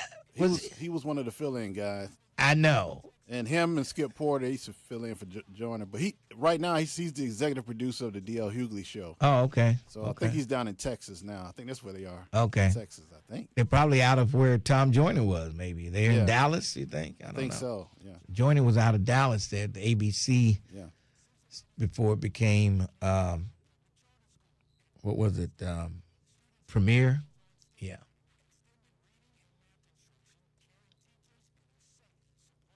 I went to those studios one time. Man, it was something else. They had some nice studio down there. ABC owned the whole building, Well, they had it laid out down there. And then you had to come back to this dump. Yeah, Joyner, when it was at WCIN, Tom Joyner, they sent all the affiliates. We got a trip down to Dallas. They paid for everything. We went on the what's the name of the Ewing's Ranch? What was that? What was the name of that ranch that Ewing was on? What was the name of that ranch? They took us to that ranch. Somebody on YouTube would tell me. J.R. Ewing. What was the name of his ranch? Dallas South Fork. Yeah, they took us to South Fork, where they filmed that. What was the name of the TV show? Dallas. I think it was named Dallas. Oh, really? Yeah, South Fork. They took us there. We went to this big restaurant where they had a big cookout, and Troy Aiken was there. He was there eating, and we met him. Yeah. Okay, True Laureen, answer my question, Lincoln. What was your question? Let me go back and find your question. Was it the question about am I having a day party? Yeah, it's coming up in September. I'll give you more information on it.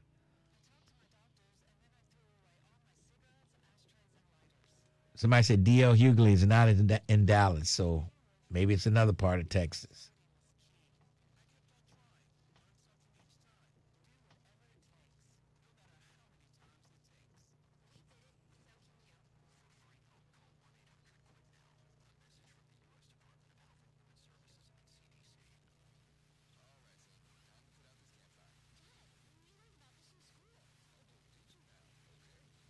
Well, the South Fork was a little outside of Dallas, yes.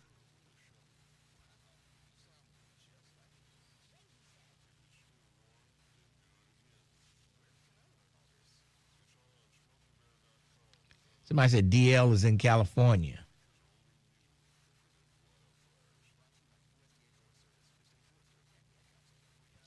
Lincoln, you should have twins' brother make you Crown Royal shoes. No thanks. Well, when I went down to the Tom Joyner studios, Radio 1 didn't have Tom Joyner here in Cincinnati. It was John Thomas, WCIN. And then when I moved over here, that's when Ross Love brought Tom Joyner over here, and it was all hell broke loose. And Lincoln Ware, he took Tom Joyner with him. Like I can tell Tom Joyner, hey, Tom, I'm going over here. Follow me on. Come on over. I took Tom Joyner with me. Tom Joyner said, yes, sir, boss. I'm coming. Right. Stand by.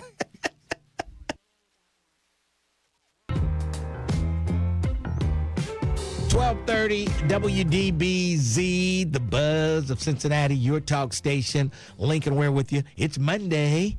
Yes, and man, school is just around the corner. Opening of school is a couple of weeks, and man, how fast did the summer go? Normally when it's great weather and it goes fast. Now the winter months will just drag on and drag on and drag on. And the first signs of spring is normally opening day. You know what I mean? You think it's right around the corner. But we may not, I don't know. I think they'll be on strike in 2027. Baseball might be on strike. So if the Reds are not playing, do they still have opening day? I don't know. I have to check on that. Will there still be an opening day if the Reds are on strike? I don't know. Stanford, how are you? I'm doing okay, I guess. Still on the Monday. The two ladies that just called, the one says you'll never own your property. Yes. She's right. Yes. And that's because of corruption and theft and lies. You own it, but you have to pay for the services you have by owning it. I think that's about the best way I can put it. Well. And if you don't pay for those services, which is property taxes, they will take it back from you. Well, we're getting extra stuff outside of that from the city that's just stealing property outright if you own it, if you got the taxes paid or not. But she's right. You'll never own a piece of property because, first of all, this government didn't decrete this land. And even with the Indian here, the white man came up with the idea that they own this property, and they just came off float or at a case. So, but it shouldn't be after you pay for your house and your land is paid for too because that's your plot.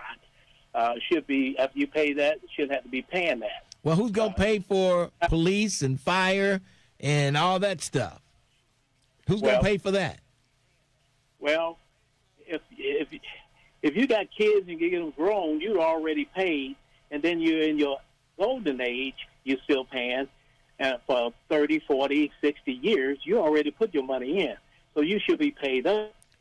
And if people don't see that, there's something wrong. Well, you can't pay up on the services if the services continue. You got to pay as you go. I mean, it costs money to run a county and a city. I don't know where you think the money's going to come from. Well, people like in the school, what you were talking about, people tired of the lies. Now, the schools, property tax should not be paid by people that were proven that's illegal. The lottery, they said you pass the lottery, that money's going to go. Now that money does go. It's just they always said that money from the lottery that was going into the school system was a drop in the bucket because it covered every school system in the state of Ohio.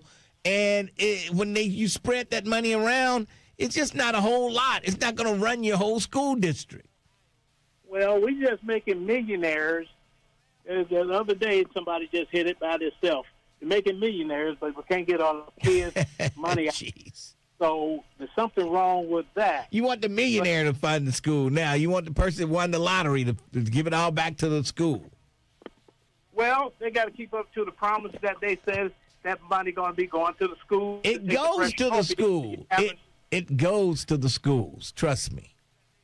Well, I can't trust you. Don't check out. Oh my God! Oh Lord! Part of it, the lies. Now they said 5 years of picking up a tax and they'll get rid of it. That's not true because the termination. They said they need 5 years to fix that up, and after they got it fixed up, they test. We change our mind. We're going to keep it. So that's a lie. And then in Cincinnati, we're known for lies.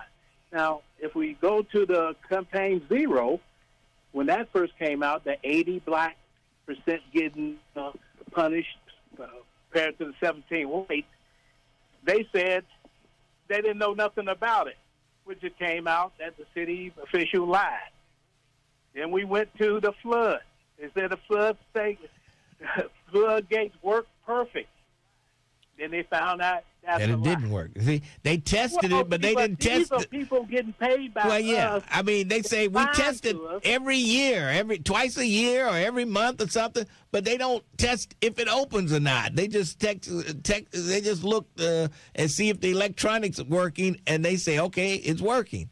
And nobody actually opened the gate. I bet you go back 8 years when the engineer gave it to them, the city ain't checked nothing. Yeah. Yeah, I mean, I'm not going to doubt that. I'm not going to doubt that. Well, that's what I'm saying. Why do we have city council, mayors, and city managers lying to us, and we paying their salaries and their benefits every 2 weeks? And the building department lied, like I said, to the lady on Gilbert, lied to her in her face and getting paid. Why are officials lying to our people and that? And targeting them to take their property. That's, black people should be upset about that.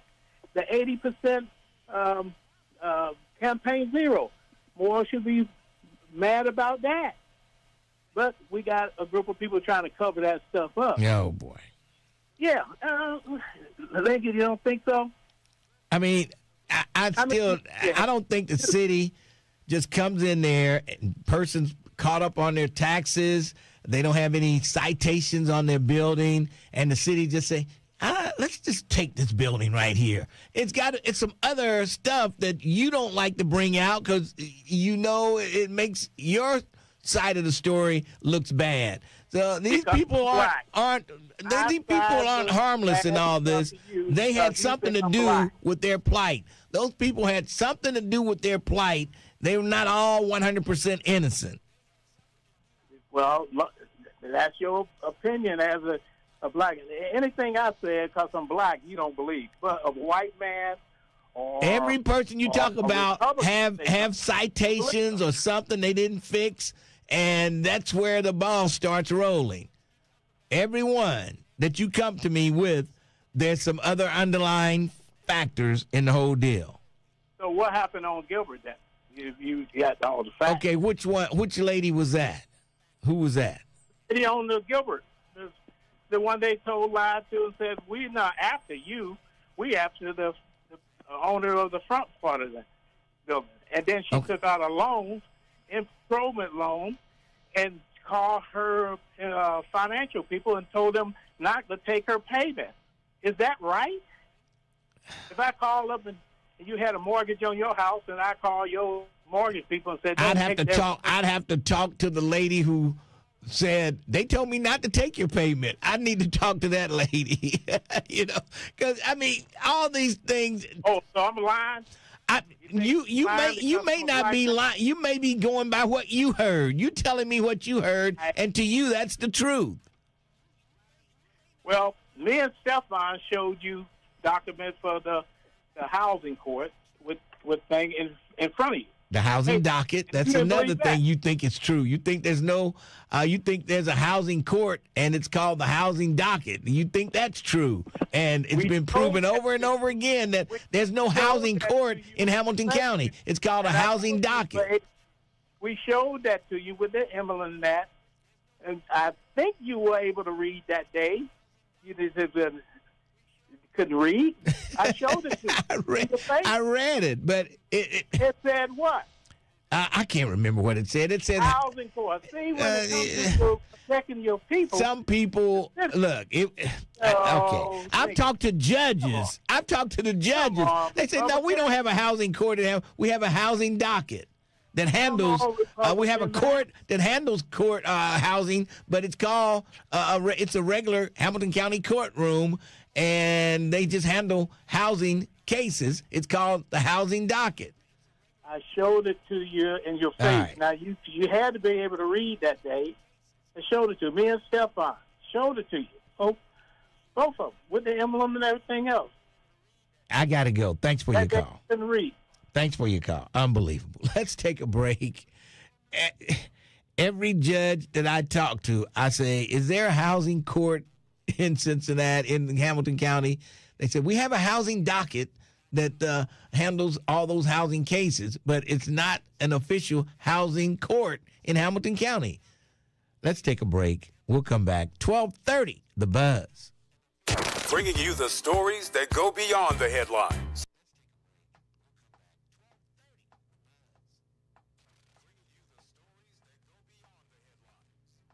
I know.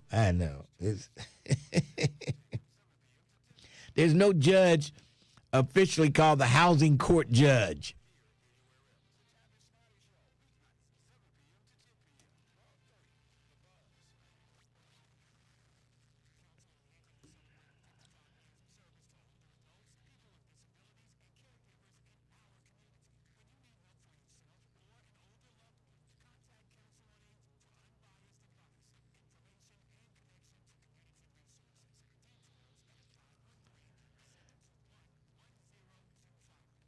Okay, I never saw this colorful bonnet DeBrat had on. I never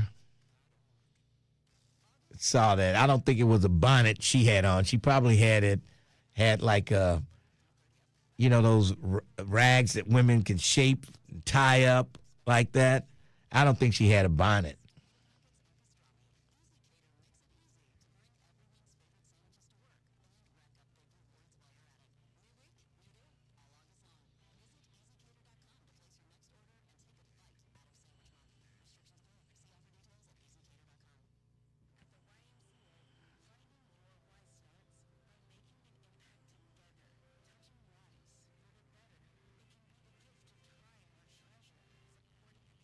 Who is Scott?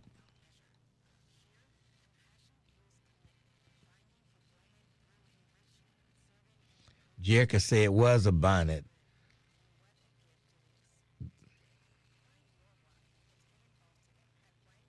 Bonnets are considered fashion. A lot of y'all just old.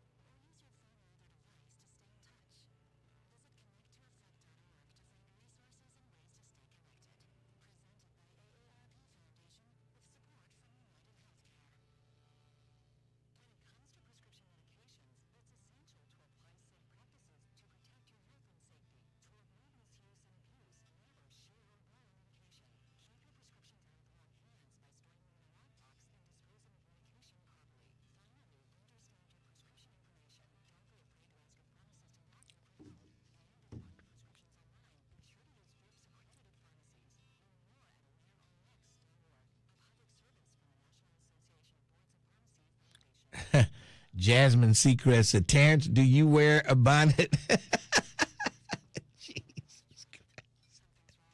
Remember that cartoon, Berenstain Bears? I don't know. Berenstain Bears, well, the mother wears a bonnet or something on her head. It's a cartoon called Berenstain Bears. Oh.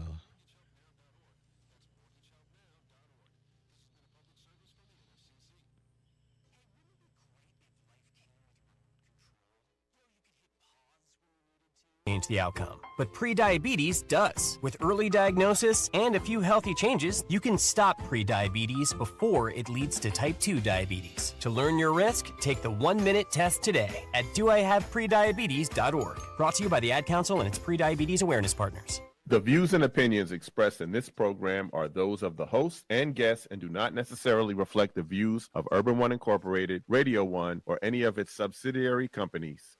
1230 The Buzz, WDBZ, a Radio One station. 1230 WDBZ, the Buzz of Cincinnati, your talk station, the Lincoln Ware Show, on a Monday, 513-749-1230. That's my number if you want to, whenever a line is available. Yeah, they've been packed all morning long. Let's see. Looks like Ray is next. And then Vernon, Lady C. Oh, boy. She's. I got to talk to Lady C in a few and find out how her weekend was. Ray, what's up? What's up, Lincoln B? How you doing? Lincoln, don't you go through this with Stanford about housing docket or I know. court? Don't you go through this with him every time? Every time. I mean, that's ridiculous. But, Lincoln, when it comes to your home, you own your home, but you're just not paying the principal, and that's not a lot. That's less than the taxes and the insurance. Yes. You know, so you'll always pay for that, but you own your home because you got the opportunity to sell it or keep it, right? Mm-hmm. Yeah. You can sell it for how much you want, or you can keep it for how much you want, right? Or you just keep it. Yep. So it's yours. But they're talking about the land. They're talking about the land that the house is on is not yours. That's what they're saying. And I'd say the land is still yours, too. You're just paying for the services you get by being on the land. You're not, you do own the land, but you do have to pay for the services that come with the land. Okay. Yeah, you do. That's just basic common sense. But, Lincoln, somebody mentioned earlier about computers. Computers are here to stay. Your phone is a computer, isn't it, Lincoln? Yeah, it is. It's a little computer, Yeah, I mean, we had something years ago called a calculator, and you couldn't even use a calculator in school. Right. You know, I don't think back then you couldn't use a calculator on your ACT or SAT test, if I'm not mistaken. So it's here to stay. But Lincoln, let me tell you how big of a hypocrite these Republicans in the Senate and Congress is. Now, you remember Rob Portman? He wasn't for a gay rights bill till he found out his son was gay, right? Right. Mm-hmm. Yep. And now you got Bernie Moreno. Now that his son-in-law is beating the hell out of his daughter, now he wants him out of Right, he wants him out. Right, so he should resign. Yeah. And so the Republicans already have a slim majority. And so it was okay. The guy in Texas, John Paxton, I guess that's his name, Paxton. Mm-hmm. He's running for Senate. Yes. Now, he was convicted. He was accused of sexually assaulting multiple women, even his wife. You know, you didn't hear Bernie Moreno saying anything about that. No. See, it's only when it affects their family and when it hits close to home, then they come to their senses. Yep. Well, let me ask you this, and before I get to the WNBA. Donald Trump thinks he's won the 2020 election, right? He still thinks it, yes. If I tell you that Donald Trump won the 2020 election, he would be all for it, wouldn't he? Yes. Mm-hmm. So when people go in front of the House and the Senate, the question is not did Joe Biden win the 2020 election. They're just going to say he's in office. Mm-hmm. The question would be, did Donald Trump win the 2020 election? They would have to say either yes or no. Yeah. You go in there and say, did Donald Trump win the 2020 election? What do you think they would say? Tell me, please tell me. I get tired of answering your questions. What would he say? Well, what would he say? Basically, if you say yes, Donald Trump won it, Donald Trump would like that. Yeah, he would say it was But all they can't say fair. it. He would say it was fair, a fair election, and everything was dandy. But he lost, so he wants to say they cheated, and he wants to file lawsuit and do all this other stuff. Now, he didn't do that in this last election because he won. If he had a lost 24, we'd be going through the same thing we went through in 20. He'd have all his lawyers in court suing and this and that. Yeah, but my point was, they're asking these people like Todd Blanche, who won the 2020 election, and then they'll just say Joe Biden was certified. Right. That's not the question what to ask. they don't ever acknowledge a win. Yeah, did you see that fever in the Minnesota game yesterday? Oh, I forgot they were on yesterday. Man, Minnesota, they're like 24-6. They have the best record. Mm-hmm. They got this one chick, Olivia Miles. Mm-hmm. I mean, she's a combination of Diane Taurasi and Sue Bird. That girl is good. She lit up Caden Clark. Well, who won the game? Who won the game? Minnesota won. It was like they won by like 8 or 9 points. Okay. All right. It was like 100. How many did Kelsey Mitchell get? She got 30. Okay. That girl is bad, I'm telling you. That girl is bad. She's one game away from tying, the record of most 20-point games. Yeah. Okay. In the season in a row. All right, Ray, I got to run. All right, Lincoln. Thanks for your call. All right, 20 questions, Ray. Lady C. Hey. That would be me. Lady C. So, did you go downtown this weekend? No, I didn't. Oh, between the job, the reason why I'm calling, Lincoln, let me get this out. You guys are talking about property taxes and schools and levies and stuff. Yes. I would say vote no. Absolutely no on the levies. It is tiring. Wait. You live in Norwood. Bad. You don't even live in the city. I would not only vote no. Wait, stop. You live in Norwood. No. Norwood schools, I don't know how they're doing, but how you going to dictate what happens in Cincinnati schools? H-E-double-L, no. No. Why? To any of the levies. Because, Lincoln, at some point, you turn off the faucet. At some point, enough is enough. We pay 14 different taxes. 14. And most of them are renewals. You pay for parks, you pay for zoo, you pay for library, you pay for school, you pay for Lincoln. It's enough. And especially when you get a flood and a sewer backup. Yeah. So now I got to fight MSD.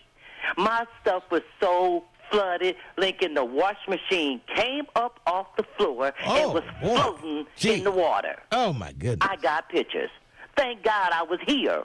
Because had I not been here to see it, when I got home, the water came up and the water went down. And MSD would have said, it's not our fault. Yeah. There's no water. So we don't see any water. Have you talked to them? That was there before. Have you talked to MSD? In MSD? 2015, we back here, I was there with them in court and beat them. Because they told me, it ain't our fault. Mm-hmm. And my attorney says, let's go with it. And we went, and the judge said, I'm rolling with you, Ms. Collins, because it is their fault. 7 years later, 7 years, they put new furnaces in, they did more than that, but that was the main. Yeah. The furnace ain't even 10 years old, Lincoln, and we back here again. So your furnace is ruined now. Oh, Lincoln, the stuff was floating. The washing machine, as big as it was, it's not a big super size, but it was heavy, lifted it up and floated. And I was glad my neighbor was here to see it, because all he could say to me was, I'm so sorry for you, Yvonne. I'm so sorry. How did theirs didn't flood and yours did? Lincoln, it is just the structure of the city's sewer here. They have not been touched in years. It's just, here we are again, not even 10 years later. So now I got to go back to the city who wants my taxes, all my money, all my little extra coins, Another renewal, another levy. Oh, and let me say this. I didn't get to say to my soul sisters. I wanted to say their name. I wanted to say hey to Miss Julie, Marquetta, Sandra Jones, Sister B, Iris Rowley, Alicia Reese, and Loud Voice Joyce. Just wanted to say hey to my sisters. I hear you, and I love you. So with that being said, but now you want all my coins. And like you say, you pay for you never own your property. No matter what you pay, you're struggling to pay it, pay that mortgage off 30 years you struggle. Every month to try to keep a roof over your head, try to keep some generational wealth. And then you get there and you say, okay, bank, I'm done with you. Oh, that's right. Oh, here comes the city now. Here comes the county. Oh, that can take my property? If I don't make a payment? Oh, now the school, Lincoln, that lottery is the biggest sham. You give one person $383 million when the pool was $600 million. Yeah. So they hit the lottery. They get $383 million. And you mean to tell me that's fair, that you get that much to live on and the schools only get a penny that can't operate? Yes. Come on, make it make sense, bro. It don't add. The math ain't mathing. It ain't adding up. That lottery is a sham, and that's why I refuse to put any pennies into that. If I give a scratch off, if I spend $2 for a scratch off, I want my $2 back. Oh my goodness! Because that don't work like that. But hold on a second, Lady C. The lottery is not a sham. Go to the county. Oh my God! I gotta go to the county, fight the county. To now they say, well, we're not. We done had 1,000 complaints. We only served 500. So there's 500 people out there that didn't get served some kind of way from MSD, even though they lost. You seen all this water, all these people hurting, but 500 people didn't get their claim served. Well, all I can say is you might have to sue again, Lady C. Hey, we already there. Okay. Same attorneys. Okay. Same attorneys. All right. It was just weird. We was just here. Yeah. We was just here, and they looking like, what? It's not fair. The trauma. It's not so much as that I'm trying to sue. It's the trauma. You can't sleep. Yes. I lost. And thank goodness I didn't have anything nice down there in that apartment because 7 years ago I had decent stuff. It wasn't nothing fancy, wasn't nothing nice, but it was a nice 3-piece living room suite, nice carpet. Lost all of that. Never got it back. So thank God I didn't have another living room suite, some nice carpet. It was only rugs this time. Yeah. And lost it all again. Did you I didn't even have a nice couch, but the couch I did have, lost again. Yeah. Did you had? Don't your insurance company? Wouldn't they replace that stuff? No, they don't entertain floods. They don't do that. You know now they getting so bad with insurance companies. They don't even want you to call them. Yeah. Because these stuff keeps happening. Well, we entertained you 7 years ago. Now you're back. All right, Lady C. Get rid of you. Period. Lady C, I'm late for news. I gotta go. And I wish you had gone downtown this weekend. You would have had you a boo. I'm telling you. Really? Oh, I saw all those men. They were waiting on you. They were waiting on you, Lady C. How did that turn out? It turned out great for the women that were there. It was like 7 men to 1 lady. Shut up. I missed that action. Talk to you later. All right. Unbelievable. Let's take a break for news. We'll come back. 12:30, The Buzz. 12:30 a.m. WDBZ, Cincinnati, an Urban One station. Listen online on thebuzzcincy.com. We are 1230 The Buzz, the home of the Lincoln Ware Show. Federal prosecutors are charging a Cincinnati woman accused of making threatening phone calls to government offices in the state of Mississippi. Michelle Edwards reportedly made a series of such calls July 23rd to the George County Clerk's Office and the Jackson County Sheriff's Office. Nearly 30 calls were made in all. The specific charge filed against Edwards is transmitting in interstate commerce a threatening communication to kill or injure another person. A Westwood gas station was the scene of a shooting incident early Sunday morning. Police say a man was shot in the stomach at a Shell station on McHenry and Harrison Avenues about 1:30 in the morning. No arrests have been made. Sentencing is being ordered for a man convicted in connection with the 2025 killing of a woman in Winton Hills. Prosecutors say that during a card game, Omarion Horn pulled a revolver from his pocket, removed all of the bullets but one, and then said, "Let's play Russian roulette." After pulling the trigger once while aiming the gun at himself, he then took aim at 23-year-old Rachel Counts and shot her. Horn has pled guilty to a charge of involuntary manslaughter and has been sentenced to a term of 10 to 14 and a half years in prison. I'm Heather Pasco for 1230 The Buzz. You have an opinion. You've got something to say. And that's the reason why we're here today. 1230 AM The Buzz, your talk station. We are 1230, The Buzz of Cincinnati, your talk station. Lincoln Ware with you. Monday afternoon, and we're going to have pretty good weather, I think, most of the week. That's what they're saying. Temperature's not pretty much average for this time of year, so we'll see what happens. Yes, 513-749-1230. Looks like Vernon. Vernon, how you doing? Hey, what's going on, brother? Nothing much. Hanging in there. What's up? Yeah, when I listened to Mark Cueto with all her ridiculous-ass excuses, I would ask one thing. When was the last time you went into an office building to do some business and saw someone wearing a bonnet? Or saw a brother with a do-rag? I have not seen that. Yeah, that is not nothing to do with African or historic, nothing. It's laziness. And when you go to college, you're preparing yourself for work. You're preparing yourself for that job that you hope to get. And trust and believe, you're not going to get it when you walk in there talking about, well, I've been wearing a bonnet for 4 or 5 years. Yeah. That is unattractive, it's lazy, and it's ugly. And I think those black colleges that are, coming down with that dress code, I think they're right to do that. I don't blame them. Yeah. And I'll tell you something that to me is attractive. You know what's attractive to me? Is when a girl gets up in the morning, she's got those errands to run, puts on those gym shoes and those jeans that fit just right. Yeah. And she throw that ball cap on her head. Yeah. Pull that little tip ponytail out the back. Yeah, but look, come on. Because she got some stuff to do today. So you don't have to always be dressed up to go somewhere. Yeah. But you don't need to be walking around in what you just slept in.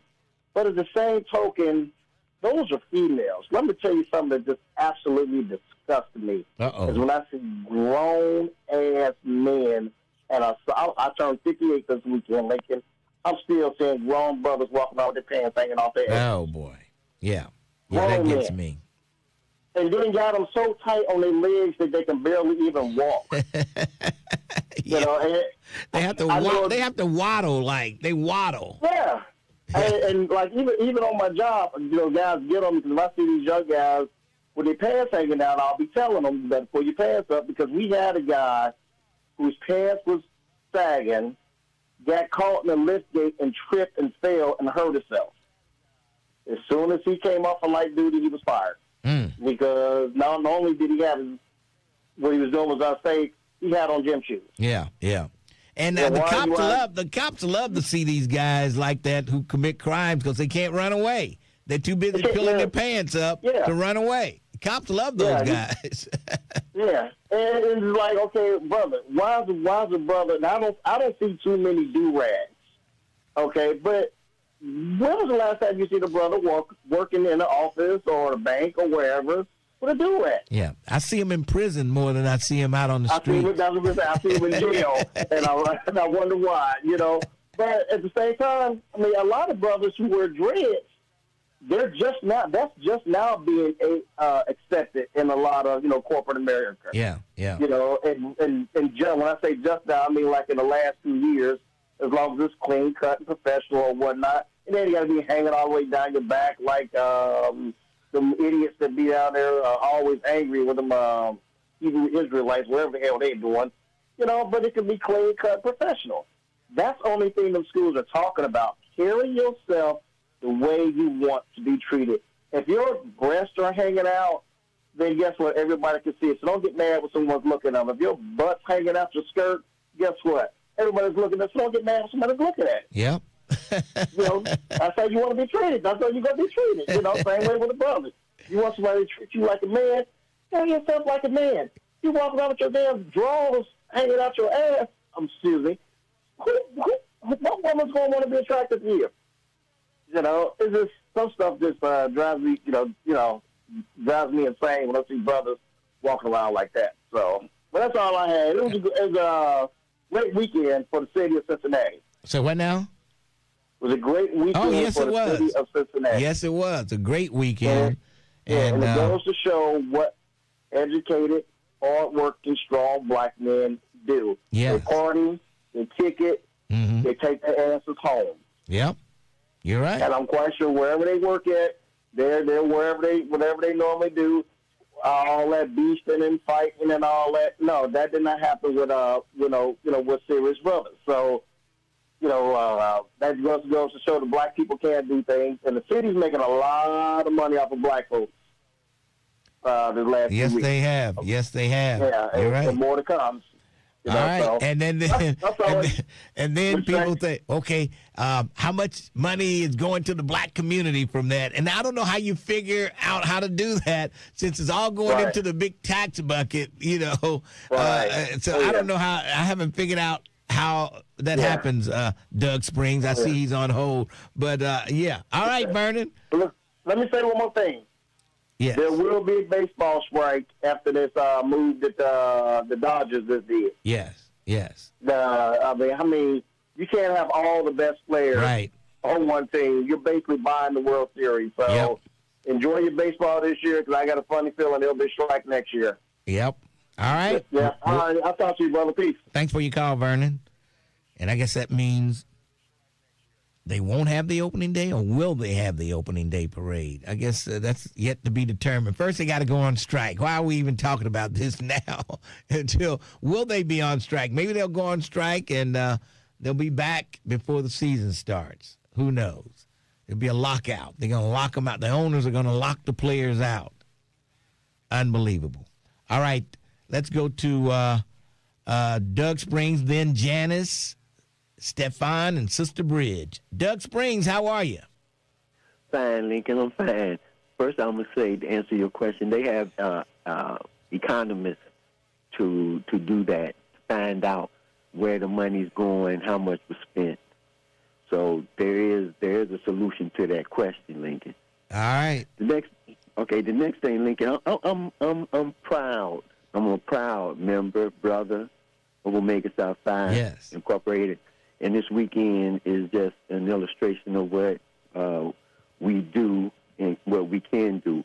But I'm gonna just basically talk about my Friday with Brother Jonathan Williams. Oh yeah, at the Harry Beecher Stowe walking tour. Mm-hmm. Yeah, at the I went, Lincoln, and I went to the Cincinnati Federation of Colored Women's Club, and they gave their history of how they started and what they're about. Those women were something else, weren't they? Those women were something else back in the early 1900s, huh?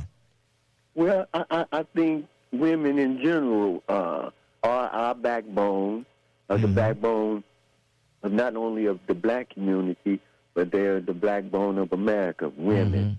So I have the greatest respect for the women of the Cincinnati Federation of Colored Women Clubs. They gave us a tour in the history, Lincoln, and it was full of what the early black women could do in this city and did in this city. And I just like to say they did a well-done job.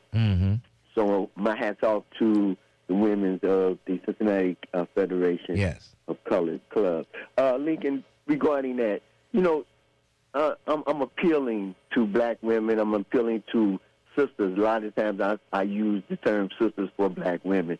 So to the sisters, please get involved with that organization, the Cincinnati Federation of Colored Women Clubs. They're doing things. They're looking for more members. And sisters, please, whether you are in a sorority or not, you can join. So please join and help those sisters out because they need it. Then next door to them was the Old Man's Hotel. Yes. In Lincoln, they have a history. A tour of that. And brother who was a member of the Alpha Phi Alpha fraternity, he gave us an outstanding presentation of what the Man's Hotel was about. He had old photos of the Man's Hotel and helped create an atmosphere to easily educate us. And I like to say, they did an outstanding job, or he did an outstanding job. And then what I found out, Lincoln, what really kind of threw me, was in 1953, the Man's Hotel was the headquarters for the Omega Psi Phi fraternity national conclave they had here in Cincinnati. Are you kidding me? No kidding. Yeah, 1953. I was 3 years old. I was 3, yeah. At the time, so I didn't know anything about it, but they got pictures of that also. And I listened to some of your callers this morning, and I say this to them, find out, go to the Man's Hotel and go through their tour, listen to their education, and that would tell you a lot about why Omega Psi Phi fraternity chose the Man's Hotel for its 1953 convention. And then I'd like to end it by saying, Lincoln, we're not elitists. The Divine Nine are not elitists. Most of them are from the common black persons in America. Yeah. We're not born with a silver spoon in our mouth. We had to fight and grind for our education, and because of that, being elitist is the farthest from our mind. So we divide ourselves by throwing labels on people without really finding out the real truth. Yep. So please, educate yourself by, going to the Federation of Colored Women Clubs and find out their history, and then just take a few steps and go to the Man's Hotel, the Old Man's Hotel, and find out about their history and how its relationship with the general black community. You would be very surprised, and it's very good knowledge to know. So please get involved, y'all. We got to save ourselves. Excuse me. We have to save ourselves, Lincoln, and unfortunately, we don't understand that yet. Yeah. It's more easy to fight against each other than to fight the common enemy, and that's ignorance. And ignorance right now is running rampant through the black community, and only we can stop it. Thanks again, Lincoln. All right. Hey, Doug, thanks for your call.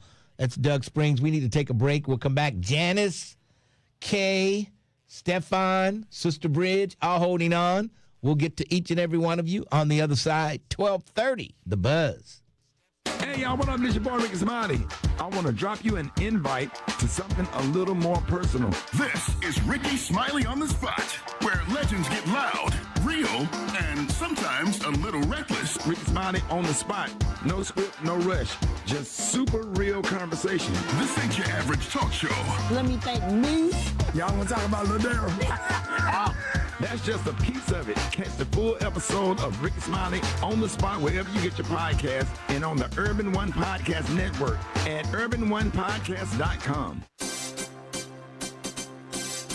Here at Urban One, we pride ourselves on supporting local and national black-owned businesses throughout all of our radio markets. Since we began our Buy Black campaign, we like to spotlight some familiar and unfamiliar businesses in our communities. From arts and crafts, restaurants, clothing and apparel, heating, technology, electrical. One thing is true, black folks have a business for everything you need, want, or could imagine. So let's show some love to all local and national black-owned businesses, because when you spend money with the black-owned business, you are helping your community as well as helping yourself. The businesses for this week are... Big shout out to DTR, Dream to Reality at 7358 Compton Lake. Car Surgeon, give them a call, 513-485-0568. And Cincinnati Web Designs. Get in contact with them at cincinnatiwebdesign.com. Salute to these businesses and all the black businesses in the Natty. I move mountains for a living. Literally. That means I don't carry hand lotion, and when it comes to serious heartburn, I don't mess around with anything but Rolaids Max Strength. Its dual-active formula has 1,500 milligrams of calcium carbonate and magnesium hydroxide that relieves heartburn fast. And the best part? The roll fits right here in my pocket, so I can get back to moving mountains. Rolaids spells powerful relief. 1,500 milligrams is our highest amount of antacid per tablet. Read each label. Use as directed. Keep out of reach of children. The IRS finally caught up with Louie. I hadn't paid my taxes in 8 years. He was in big trouble. We're going to take your house, garnish your pay. Louie found out about Optima Tax Relief, America's #1 tax relief firm. I don't owe the IRS anymore. It was because of Optima Tax. Call Optima now for a free consultation. Give Optima Tax a call. They can help you. Call 800-811-7033. 800-811-7033. Optima Tax Relief. Actual client compensated for sharing their experience. Visit OptimaTaxRelief.com for details. Hey, Cincinnati, get ready for the Queen City Slam 3-on-3 basketball tournament. The City of Cincinnati, in partnership with the Cincinnati Recreation Commission, present the Queen City Slam, Saturday, August 8th at the Banks. Youth, adult, and pro-am teams are welcome. We've got a bracket for everyone. We're bringing the community together for an action-packed day of hoops and fun on Saturday, August 8th in front of the Freedom Center at the Banks. Don't miss out on the chance.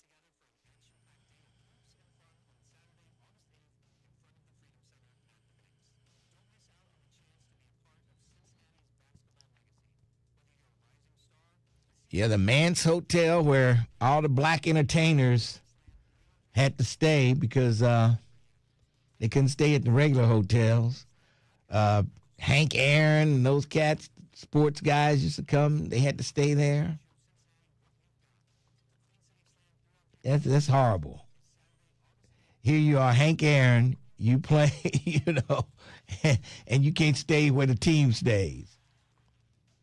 That is absolutely insane. America should be ashamed of itself.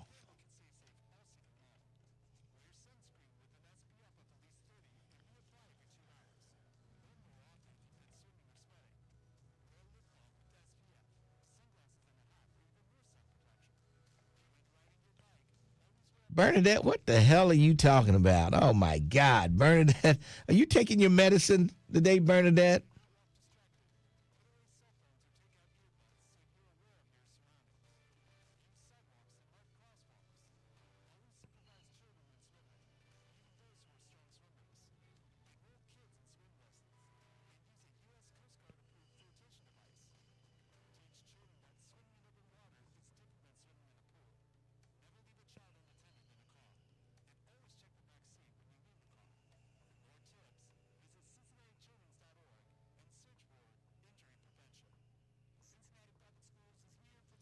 I know a man, cleanse blood, balance mind, restore Holy Spirit, Queen of Egypt. Oh, boy. You know your boo wouldn't have let you come down here this weekend by yourself, Jerica.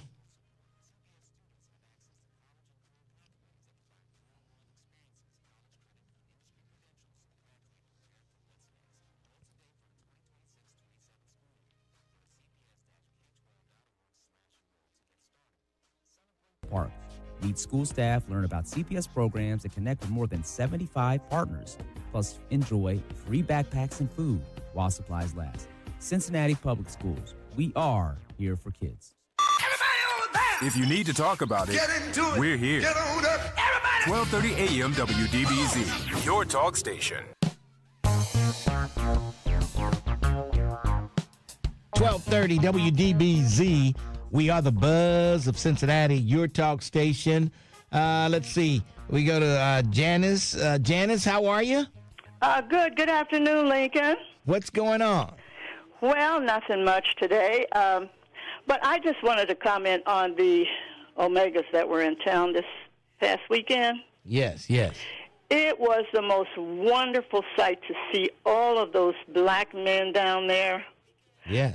Promoting positivity. Mm-hmm. Yeah. Dispelling the propaganda that black men are violent and no good. And knowing that there are a lot more around the country and even in our city. Mm-hmm. You know, just to see that large group of men should have an impact on people. To see all these black men who are successful in their own right and are, promoting positivity.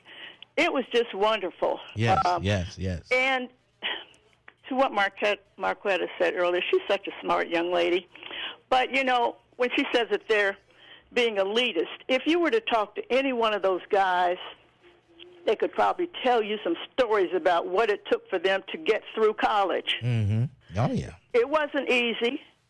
And if they seem elitist, it's not that. They're proud of themselves. And if you see somebody who's proud of themselves and you think they're being elitist, that says something about you, not them. So these brothers and sisters out here, whether they earn a skill or whether they go to college, they should be proud of themselves, and we should be proud of them also. Yeah. They're not being elitist. So, and what the young lady said previously about the do-rags and the bonnets, maybe the colleges are preparing them to get out into the workforce. Yeah. Every day you do something, you practice that, and it becomes a habit with you. Yep. So if you don't wear that bonnet every day, it's going to become a habit. You're going to say, oh, no, I can't wear this. I'm going on an interview or whatever. And the do-rags, Lincoln, as you know, used to be to prepare yourself to go somewhere. You're right. You used to get it, to get your, like the guys back in the day, to keep those waves, they used to wear a stocking cap. When they had conchs and all that, they used to call it conch. Yeah. But, they put those things on to prepare their hair for when they went out. Then they took that do-rag off. Yeah. So I think some generations just take things to the extreme, but no, they didn't wear those to work. They didn't wear bonnets to work. Whoever wore a bonnet to work? Well, there's some jobs that I've seen people at with bonnets on. I've seen them out there. Seemed like they were working somewhere, but, it wasn't a type of job you would have contact with them. But it just seemed like I've seen probably in a dollar store or somewhere. Yeah. But, come on now. Come on, we have to have some kind of professionalism about ourselves. Yep. Has nothing to do with your hair. My mother used to tell us, don't you walk out of that house with those rollers in your hair. Yep. She wouldn't let us walk out of the house like that. But, of course, things have changed. Yes, it has. Things have become very relaxed. People don't think that how you look matters. A first impression is a lasting impression. Yes. And so, no, these brothers out here, I was so proud. My heart was full. Of course, I have 2 Omega sons and a grandson. And a nephew. Yes.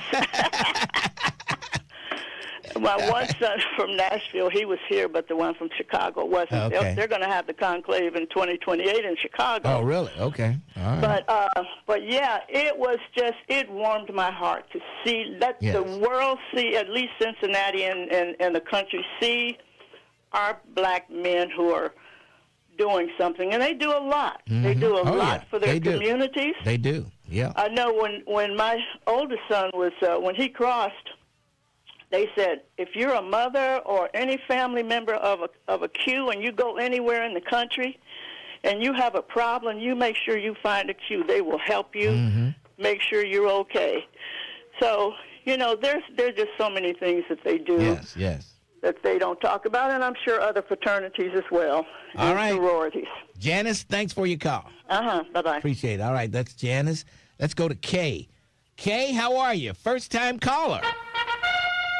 Hey, Lincoln, how are you? Pretty good. What's on your mind, Kay?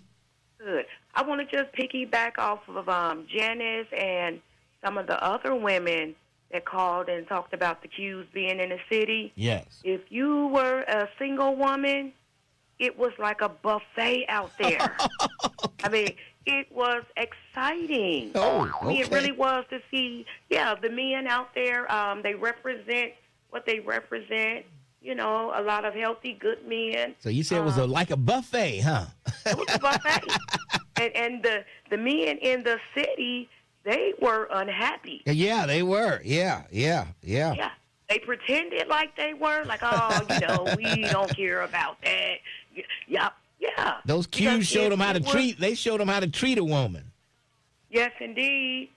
So, and like I told them, even if there was 30 or 40,000 women here, for a conference or something like that, yes, you all will have your pick of the litter as well.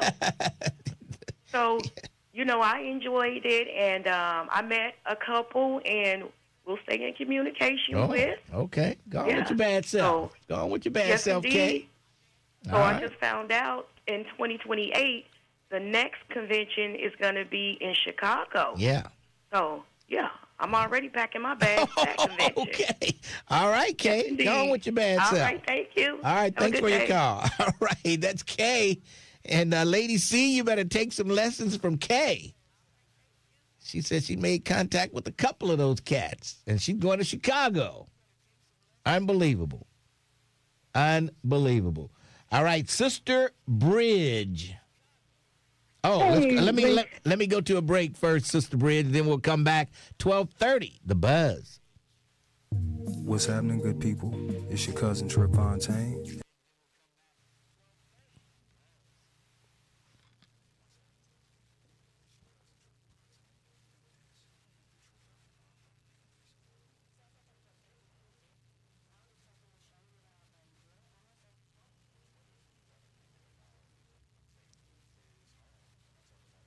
Okay, Dwight Cows keeps saying they were mostly married and brought their girlfriends. I don't think a lot of them brought their girlfriends. I really don't. Or their wives. I don't know. I just don't think they did. LaDonna said the ones she met were very nice, bought her a drink.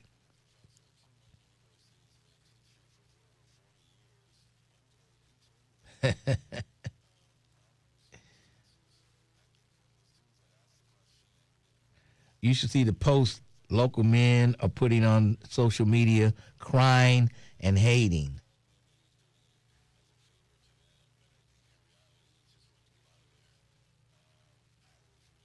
I heard something about that. I didn't see it myself. I was looking for posts like that. I didn't see them, but I heard that some men were complaining about. Mm-hmm.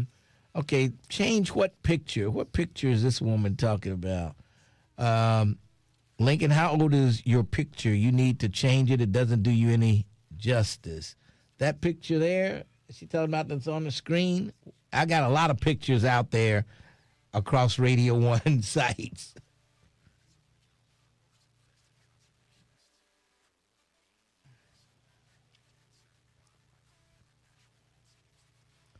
Uh-oh, Bernadette says she's going to call me tomorrow.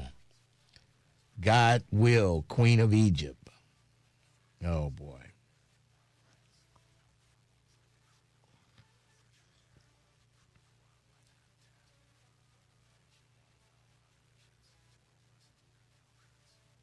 Ladies, the men with benefits next week. I guess that's the black firefighter she's talking about.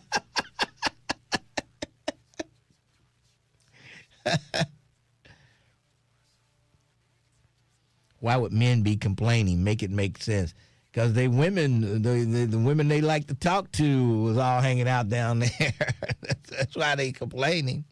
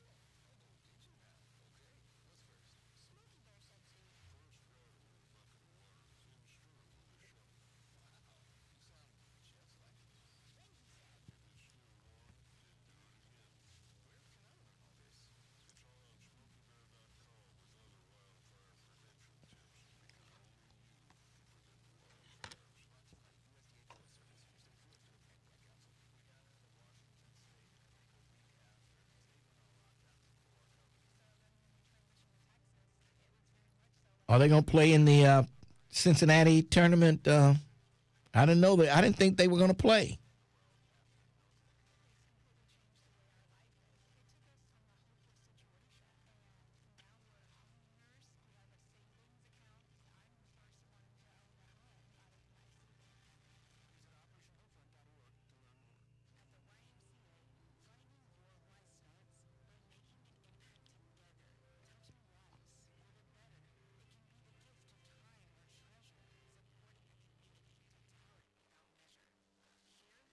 What a gift it is to give.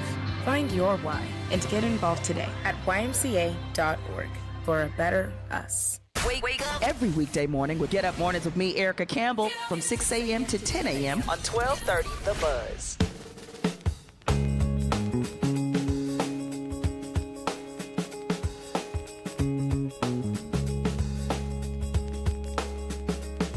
.1230 WDBZ. Lincoln Ware with you. And we've been talking levies and taxes, property taxes, Cincinnati public schools. Which way will they go today? I'm sure that meeting down at the board today is going to be hot and heavy. I don't know. But I think they're going to drop the income levy proposal to put on the ballot. I'm thinking that's what's going to happen. So they have to vote all over again. And it was 2 people that voted for the income levy. And are they going to stick with that? I know Moffitt was one. I'm not sure who the other one was. Who was the other one? Oh, man. I'll find it in a second. But it's I think that's their best shot, the income levy. I think they can pretty much forget the property tax. But we'll have to wait and see. All right. Let's go to Sister Bridge. How are you today? Hey, Brother Lincoln, I'm wonderful. Listen, I wanted to say, Lady C, she would have definitely got her a date or more or 2 dates. She would have. My niece, she got her a date. And in fact, one of the guys even paid for her to get her nails and hair done and everything. What? So, yeah, Lady C, she definitely would have. Oh, she would have been. She would have been treated like a queen. Your niece must have been bringing it. She must have been bringing it. He paid for her hair. I mean, for her nails and what now? Her hair. Hair. Yes. That's a lot of money. Mm-hmm. Gee. Yeah. So anyway, I said that bill could run up pretty high with the hair and the nails. Yeah, you're right.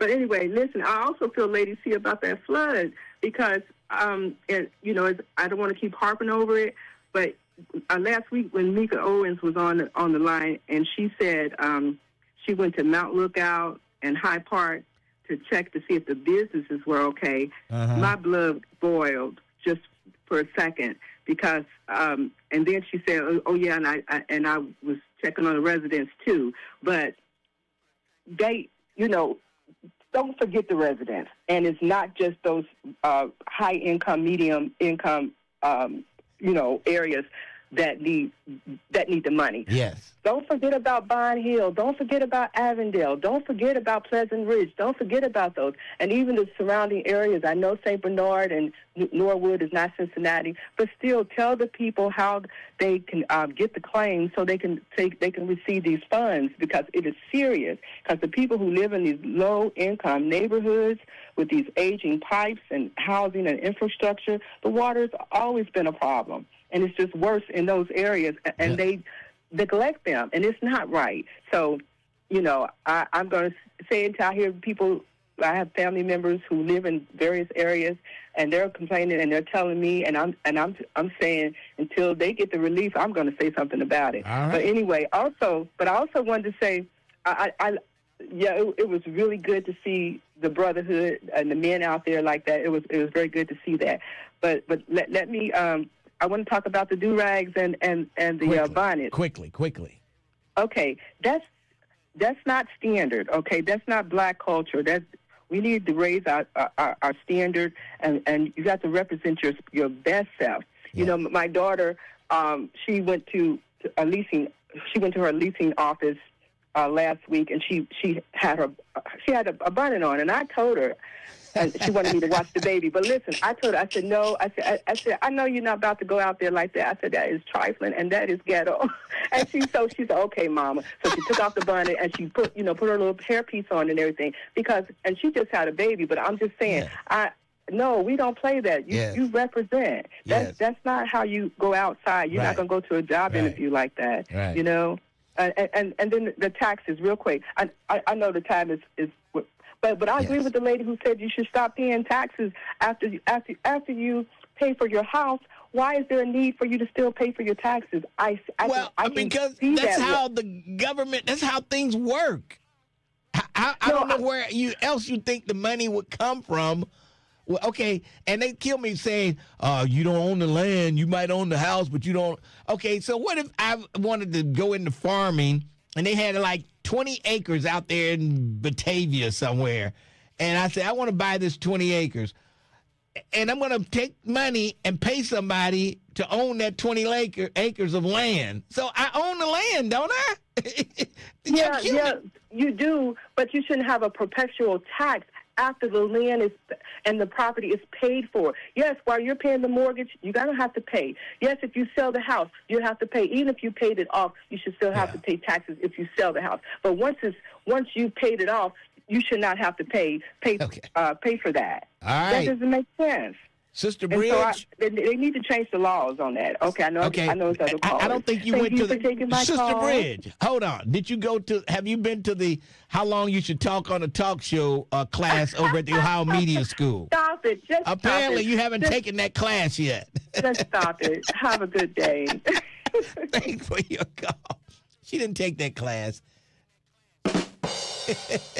All right. Let's go to who's been holding on the longest. Looks like Stefan. Stefan, how are you? Hey, I'm doing fine, man. Can you hear me? I hear you loud and clear. Man, Lady C flood the city is going to get sued because that floodgate did not operate. Well, first of all, Lady C lives in Norwood. Yeah, hold on. Well, where did it start? It started from the floodgate, brother. It ain't going to matter where she live at. Yeah. She can file a lawsuit. Get a lawyer, girl. You can get you some money. Because if that damn floodgate was open, it wouldn't have got flooded. You mean if it was closed? It was closed. Yeah. My fault. Closed, right. Thank you, Lincoln. Anyway, Lincoln, lady, she said something about her daughter got her hair paid. That's down payment. That's down payment. That's all that was, down payment, brother. Vernon Wesley, man, I met that brother, man. I thought that brother was one like a fat dude that wear a jumpsuit that lives in a trailer park, man. I met that brother, man. Who? Who was it? Vernon Wesley. Oh, okay. Wesley Vernon, whatever his name. He's real cool dude. There's two Vernons. One is Vernon Brooks, and the other one is Vernon Wesley Brooks. Yeah, I met him, man. He's real cool dude. I don't know. I get them mixed up. But anyway, the one is in the walking club. The Vernon Brooks is in the walking club. Yeah, that's him. Okay. One of them cool. I met him at Washington Park, man. Real cool. He said, I want to meet you, man. He said, man, you got to get your facts right, man. I said, first of all, brother, my facts is always right, brother. I do my background check, brother. You know what I mean? But anyway, brother Lincoln, man, Scotty Johnson today, at his committee, they come up with a chronic nuisance ordinance, brother. Lincoln, chronic nuisance ordinance. Yeah. Another way to take black people property, brother. Yeah, right now it's with businesses and stuff like that. Is that how it is? It's with businesses and all restaurants. That, but it's a way to take black people property. If your property keep getting calls on, Lincoln, you're gonna become a nuisance. Yeah, if you calling people, they outside right now. They become a nuisance. Mm-hmm. That is super wrong. Taking people's property, Lincoln, a $500 fine all the way up to $10,000. You can't pay that. They're gonna put a lien on your property and take it. This is a game they keep playing, Lincoln. But Scotty came out of character today, telling me I really don't do this. But this nuisance is gonna be for everybody. They know it's for black people. Mm-hmm. They know it is, Lincoln. They need to stop that. Yeah. But anyway, brother Lincoln. So wait, Scotty is not agreeing with what you're saying, correct? Not here agreeing with what I'm saying. Yeah. But over and over again, they've been taking black people property up on the receivership. This is the same thing, Lincoln, but 2.0, 6.0. They gonna try to take it quickly and fastly, Lincoln. That stuff gotta stop. He acting like Mika Owens was checking him. She was checking the city solicitor, Mark Manning. He was the city solicitor. He was checking him. You can see Scotty's face getting all upset like he done pooed on himself or something. You just saw his face, Lincoln. Well, you said, I mean, and sometimes people get hung up on it's not for us and where the black money going to. We got a black convention and all that money should go to the black neighborhoods. Are they really? There's only a couple of neighborhoods I consider black anymore, and that might be over in Millville or somewhere over in that area. But there's no really black neighborhoods that exist anymore. Yeah. Alpha and the Jazz Fest money ain't coming near no black community, period. Money is not what community is it going to then? Where is it going? It's going to all the communities. It's going to go. It don't reach. They got data? They're saying it do? It goes into a general fund that, it goes into... We still don't get nothing. And most of that money, that hotel money, is going to build a new hotel that's going up.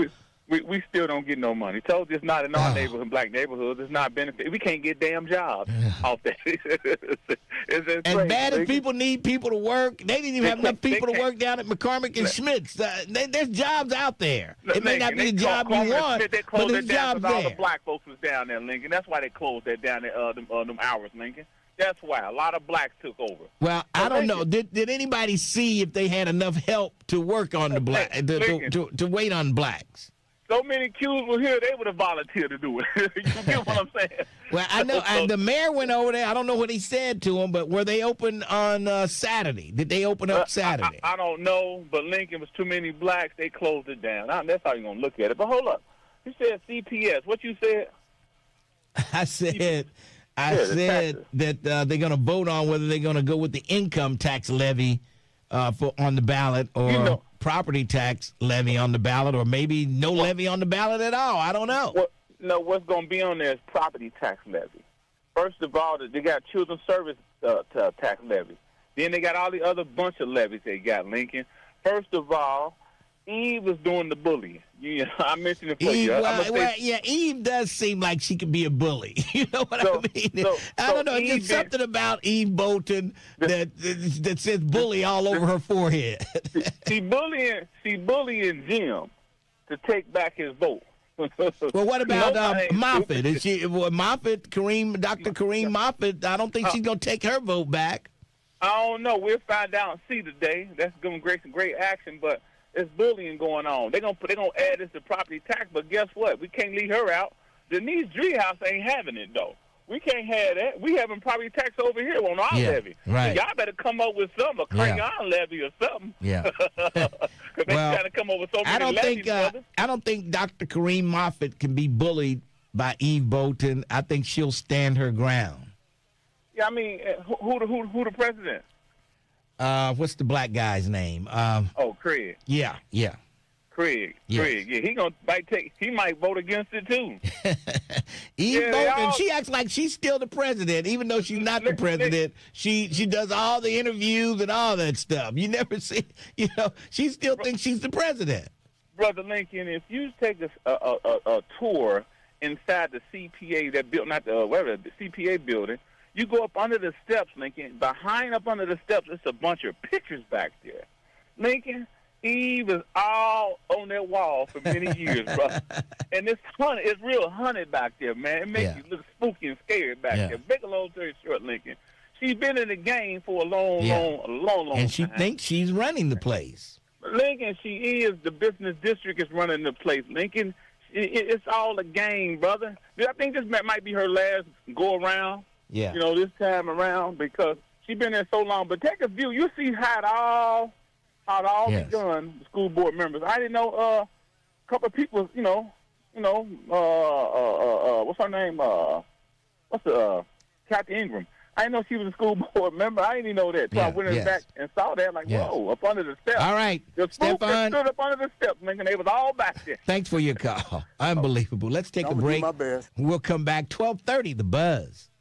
Lincoln Ware is on demand. On demand. That's right. Listen to the Lincoln Ware Show when you want.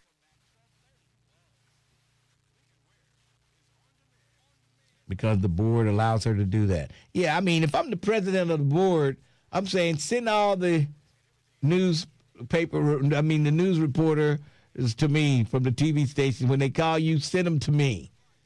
She's out there talking like she's the president of the board.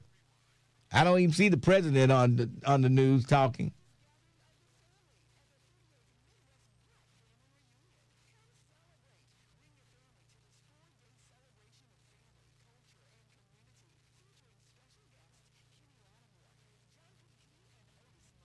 Is self-invested black? Are you black or white?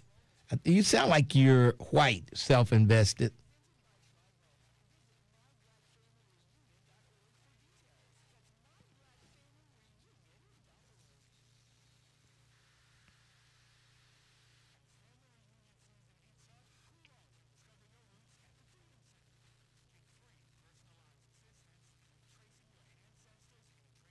Oh, it's Marquetta.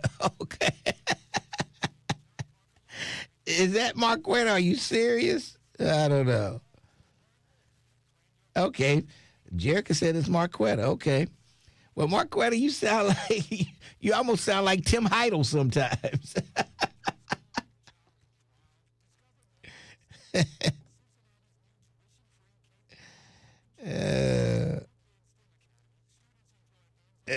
She said she never said shit white in her life.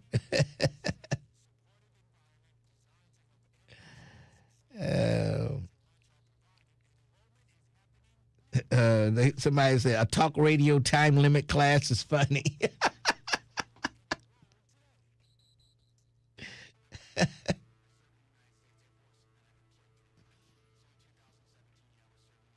I don't know, just some of the stuff you say. The black community is so worried about bonnets, they should have said we want to ensure a portion of the taxes from all these black events hit the ROI in communities. Come on, you just can't do that. I don't know if it's that easy to do.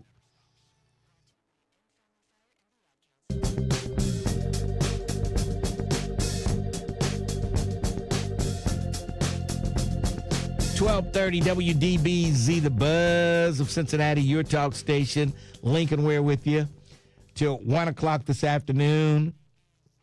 And let's see, look at the time here. Looks like Langston's been holding on the longest. We got Langston, Mustafa, Al, Joyce, Rick Jr., all holding on.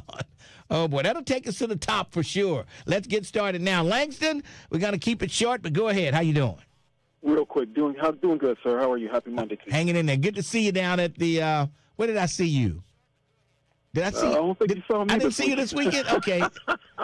No, that was that was Langston I saw maybe. I don't know. I saw somebody this weekend. But go ahead, Langston. Continue. No worries. 3 quick ones, and I'm going to be right through them. First one, bonnets and do-rags obviously have a place. Everything has its place, and shopping and going out, or even in the classroom, higher learning, doesn't need to be there. I think what you're trying to do now is you're trying to elevate yourself. I had that talk with my daughter once before she tried to walk out the house. I said, no, always present the best of yourself. Mm-hmm. And I think, honestly, you dress better, you feel better. Mm-hmm. I truly do believe that. It's a mindset. Second thing, Joan was half right. I do believe that we're in a digital age. We can't go back, and it's going to be that way. But I think there is something to be said about continuing penmanship. I think even cursive it kind of ignites some type of creativity in our brain. So I think we should continue to do that. Mm-hmm. Third thing is the men of Omega Psi Phi. You said something, and I don't know if you caught it. When you put a group of black men in an area, negative has to disperse.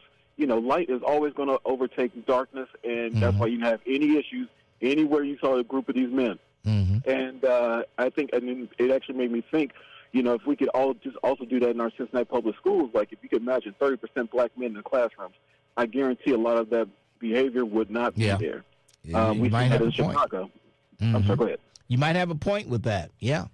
Yeah. So, kudos to the men, and we'll talk to you soon, sir. Thanks for your call. And I think a lot of it, these guys showing off in front of the girls, I think if it was boys' classes, girls' classes, I think a lot of the discipline problems it might just go away. I do believe it. The Catholic style schools, I do believe. Mustafa.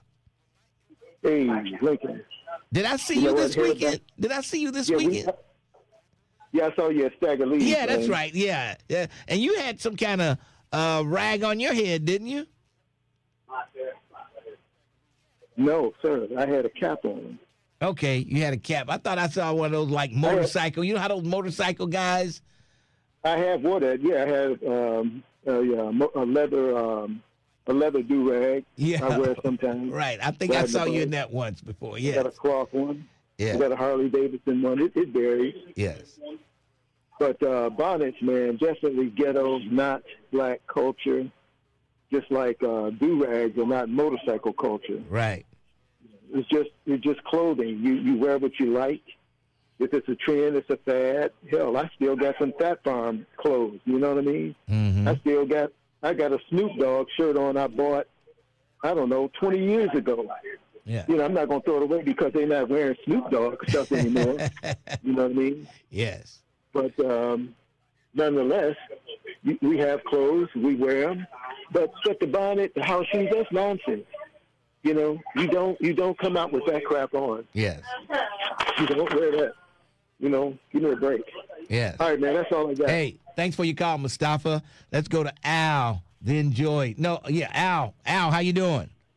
I'm good. Respect, love, and blessings, Lincoln. Real quick, there's nothing wrong with women wearing bonnets out. I mean, as long as they're keeping their head covered for spiritual reasons. Oh, my they don't wear those bonnets for spiritual reasons. Deuteronomy 28 says nothing about that. That's why I said if they're wearing them for spiritual reasons. There is a spiritual reason why women should have their heads covered, and there's a spiritual reason why men shouldn't have their heads covered. But that's a conversation for another day. If you don't believe it, you just won't do it. The Omega Psi guys that was here, those guys, I mean, I respect them. I got partners that's in there, but they are not honoring us as black folks. What? Y'all got to get that. They are not honoring us as black folks. You got to get that out of your head. Okay. They don't answer to us. They don't answer to us. Look, they came to town. And they go to many towns. Lincoln, don't get it twisted. Oh, my God. I'm talking about the group as an entity. They don't answer to the black community. Well, nobody said they had to answer to the black community. They're doing for the black community. No. There's a difference. There's a difference. If you answer to the black community, then that means you are doing things for the black community. That's what they're doing. Okay, in whose eyes? Whose eyes? Just open yours and you'll see. Open your eyes and you'll see. I mean, I had the guys in the studio giving away scholarships. They were giving away, buying them stock, buying these kids stock right now. In what? In what? Companies that's going to make the stock grow. Companies that stock is growing. I don't know. They named the big companies. They were big companies, GE and all kind of stuff. I know. We ain't got a lot of time. All I'm saying is we're missing the mark. We don't have the money. We don't own the money. Our money. But your money grows when you buy stock. Your money grows right along with the company. No, it doesn't. Oh, my God. Oh, jeez. Well, everybody's going to get a cut. Everybody's going to get a cut. Everybody's going to get a cut, so you might as well get a cut like everybody else.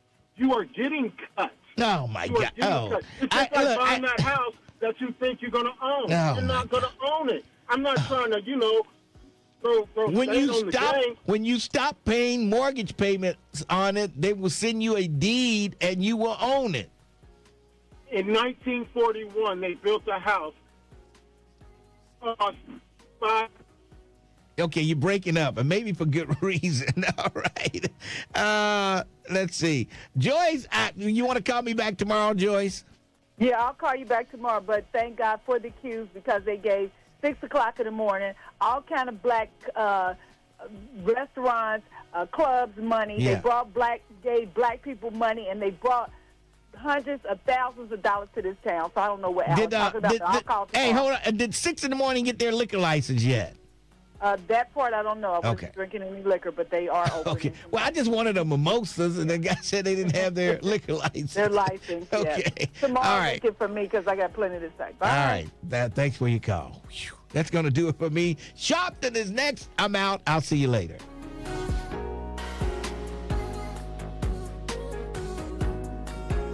.1230 AM, WDBZ, Cincinnati, an Urban One station. Listen online on thebuzzcincy.com. We are 1230 The Buzz, your talk station.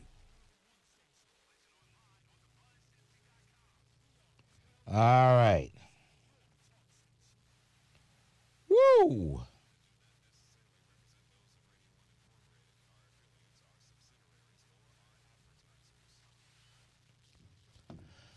All right. That owl has lost his mind.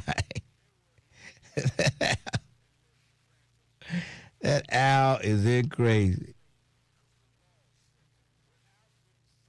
Where is 6 in the morning? It's over in Covington, right next to the Embassy Suites. Right in Covington. I went there when they first opened over there. The guy said he hadn't got his liquor license because I wanted mimosas. I went over there for breakfast, and I wanted mimosas, and he said they didn't have their liquor license. I'm like, oh, man.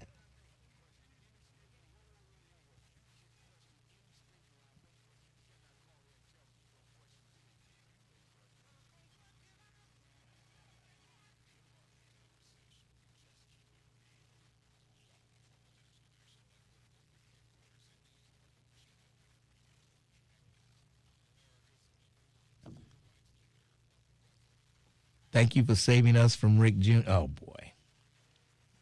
Never heard of 6 in the morning. They had a restaurant out in Kenwood. They first started out in Kenwood. Then they moved to Walnut Hills. And now they're over in Covington. They got bigger each time. Each time they moved, the place got bigger. So, yeah. I do not watch House of the Dragon. What is House of the Dragon about?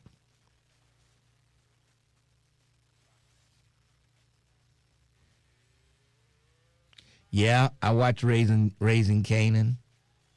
What about it, Jerica?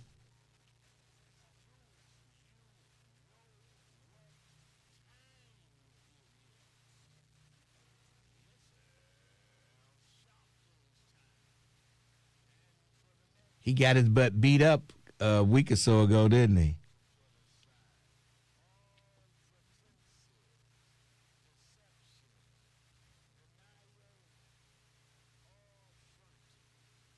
Lindsay said, who is the black community? The community I see ain't together except skin color.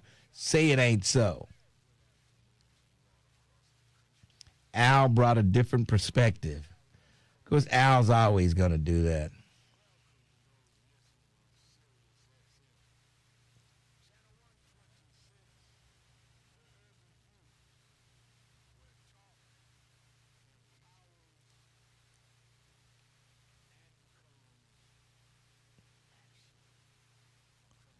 Okay, I think maybe I fell asleep on it, too.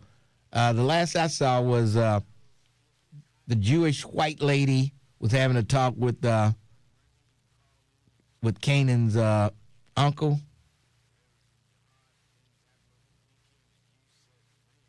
And that's pretty much the last. Canaan's mother, she's having a tough time.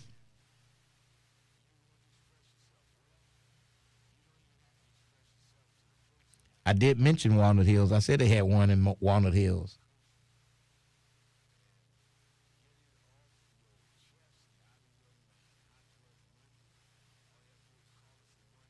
I'll check it out. Yeah, I haven't watched the Friday's episode. I haven't watched Friday's.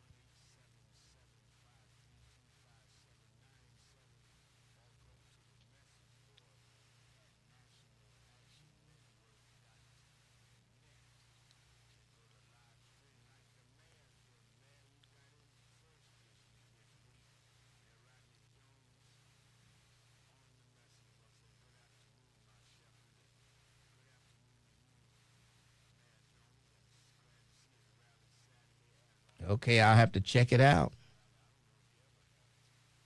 Oh, they kept the one in Walnut Hills open? I didn't know that. I thought they closed Walnut Hills.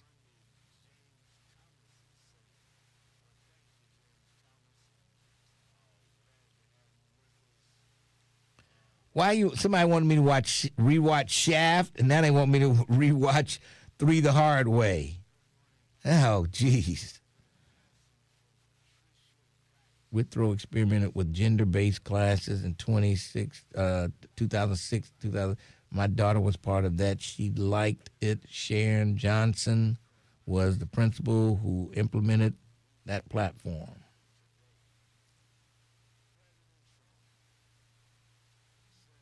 Well, they need to And it worked okay. How was the discipline and all that stuff in those classes? Did anybody get suspended? Day party is 12th of September.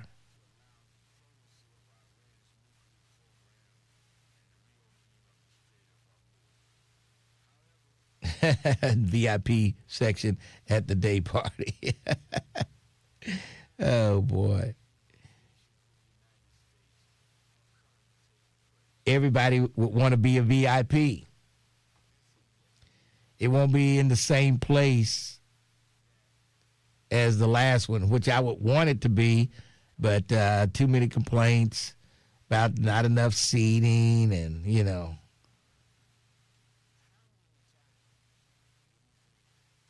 Somebody just watch Which Way Is Up. Oh, boy. It'll be at the UAW Union Hall on Reading Road.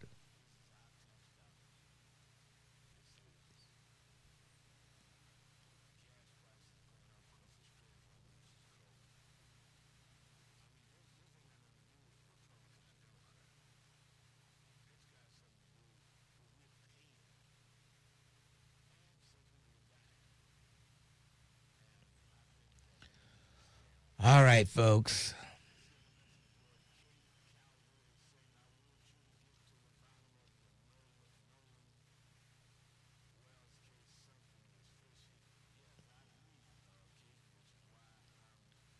Yeah, it's a BYOB.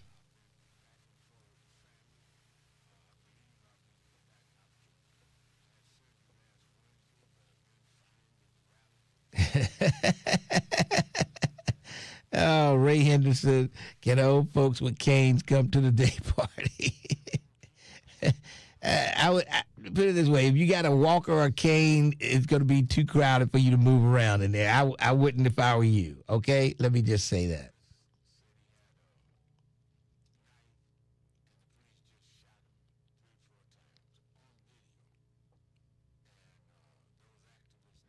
I've watched all those movies.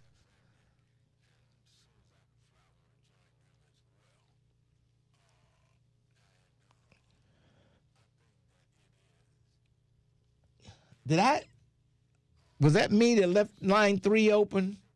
Oh, you're on it. Okay. I'll look outside. Was that me?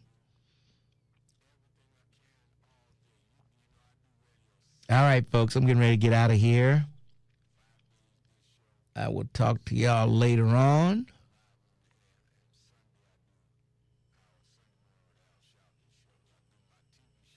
Yep, you can go ahead and kill it.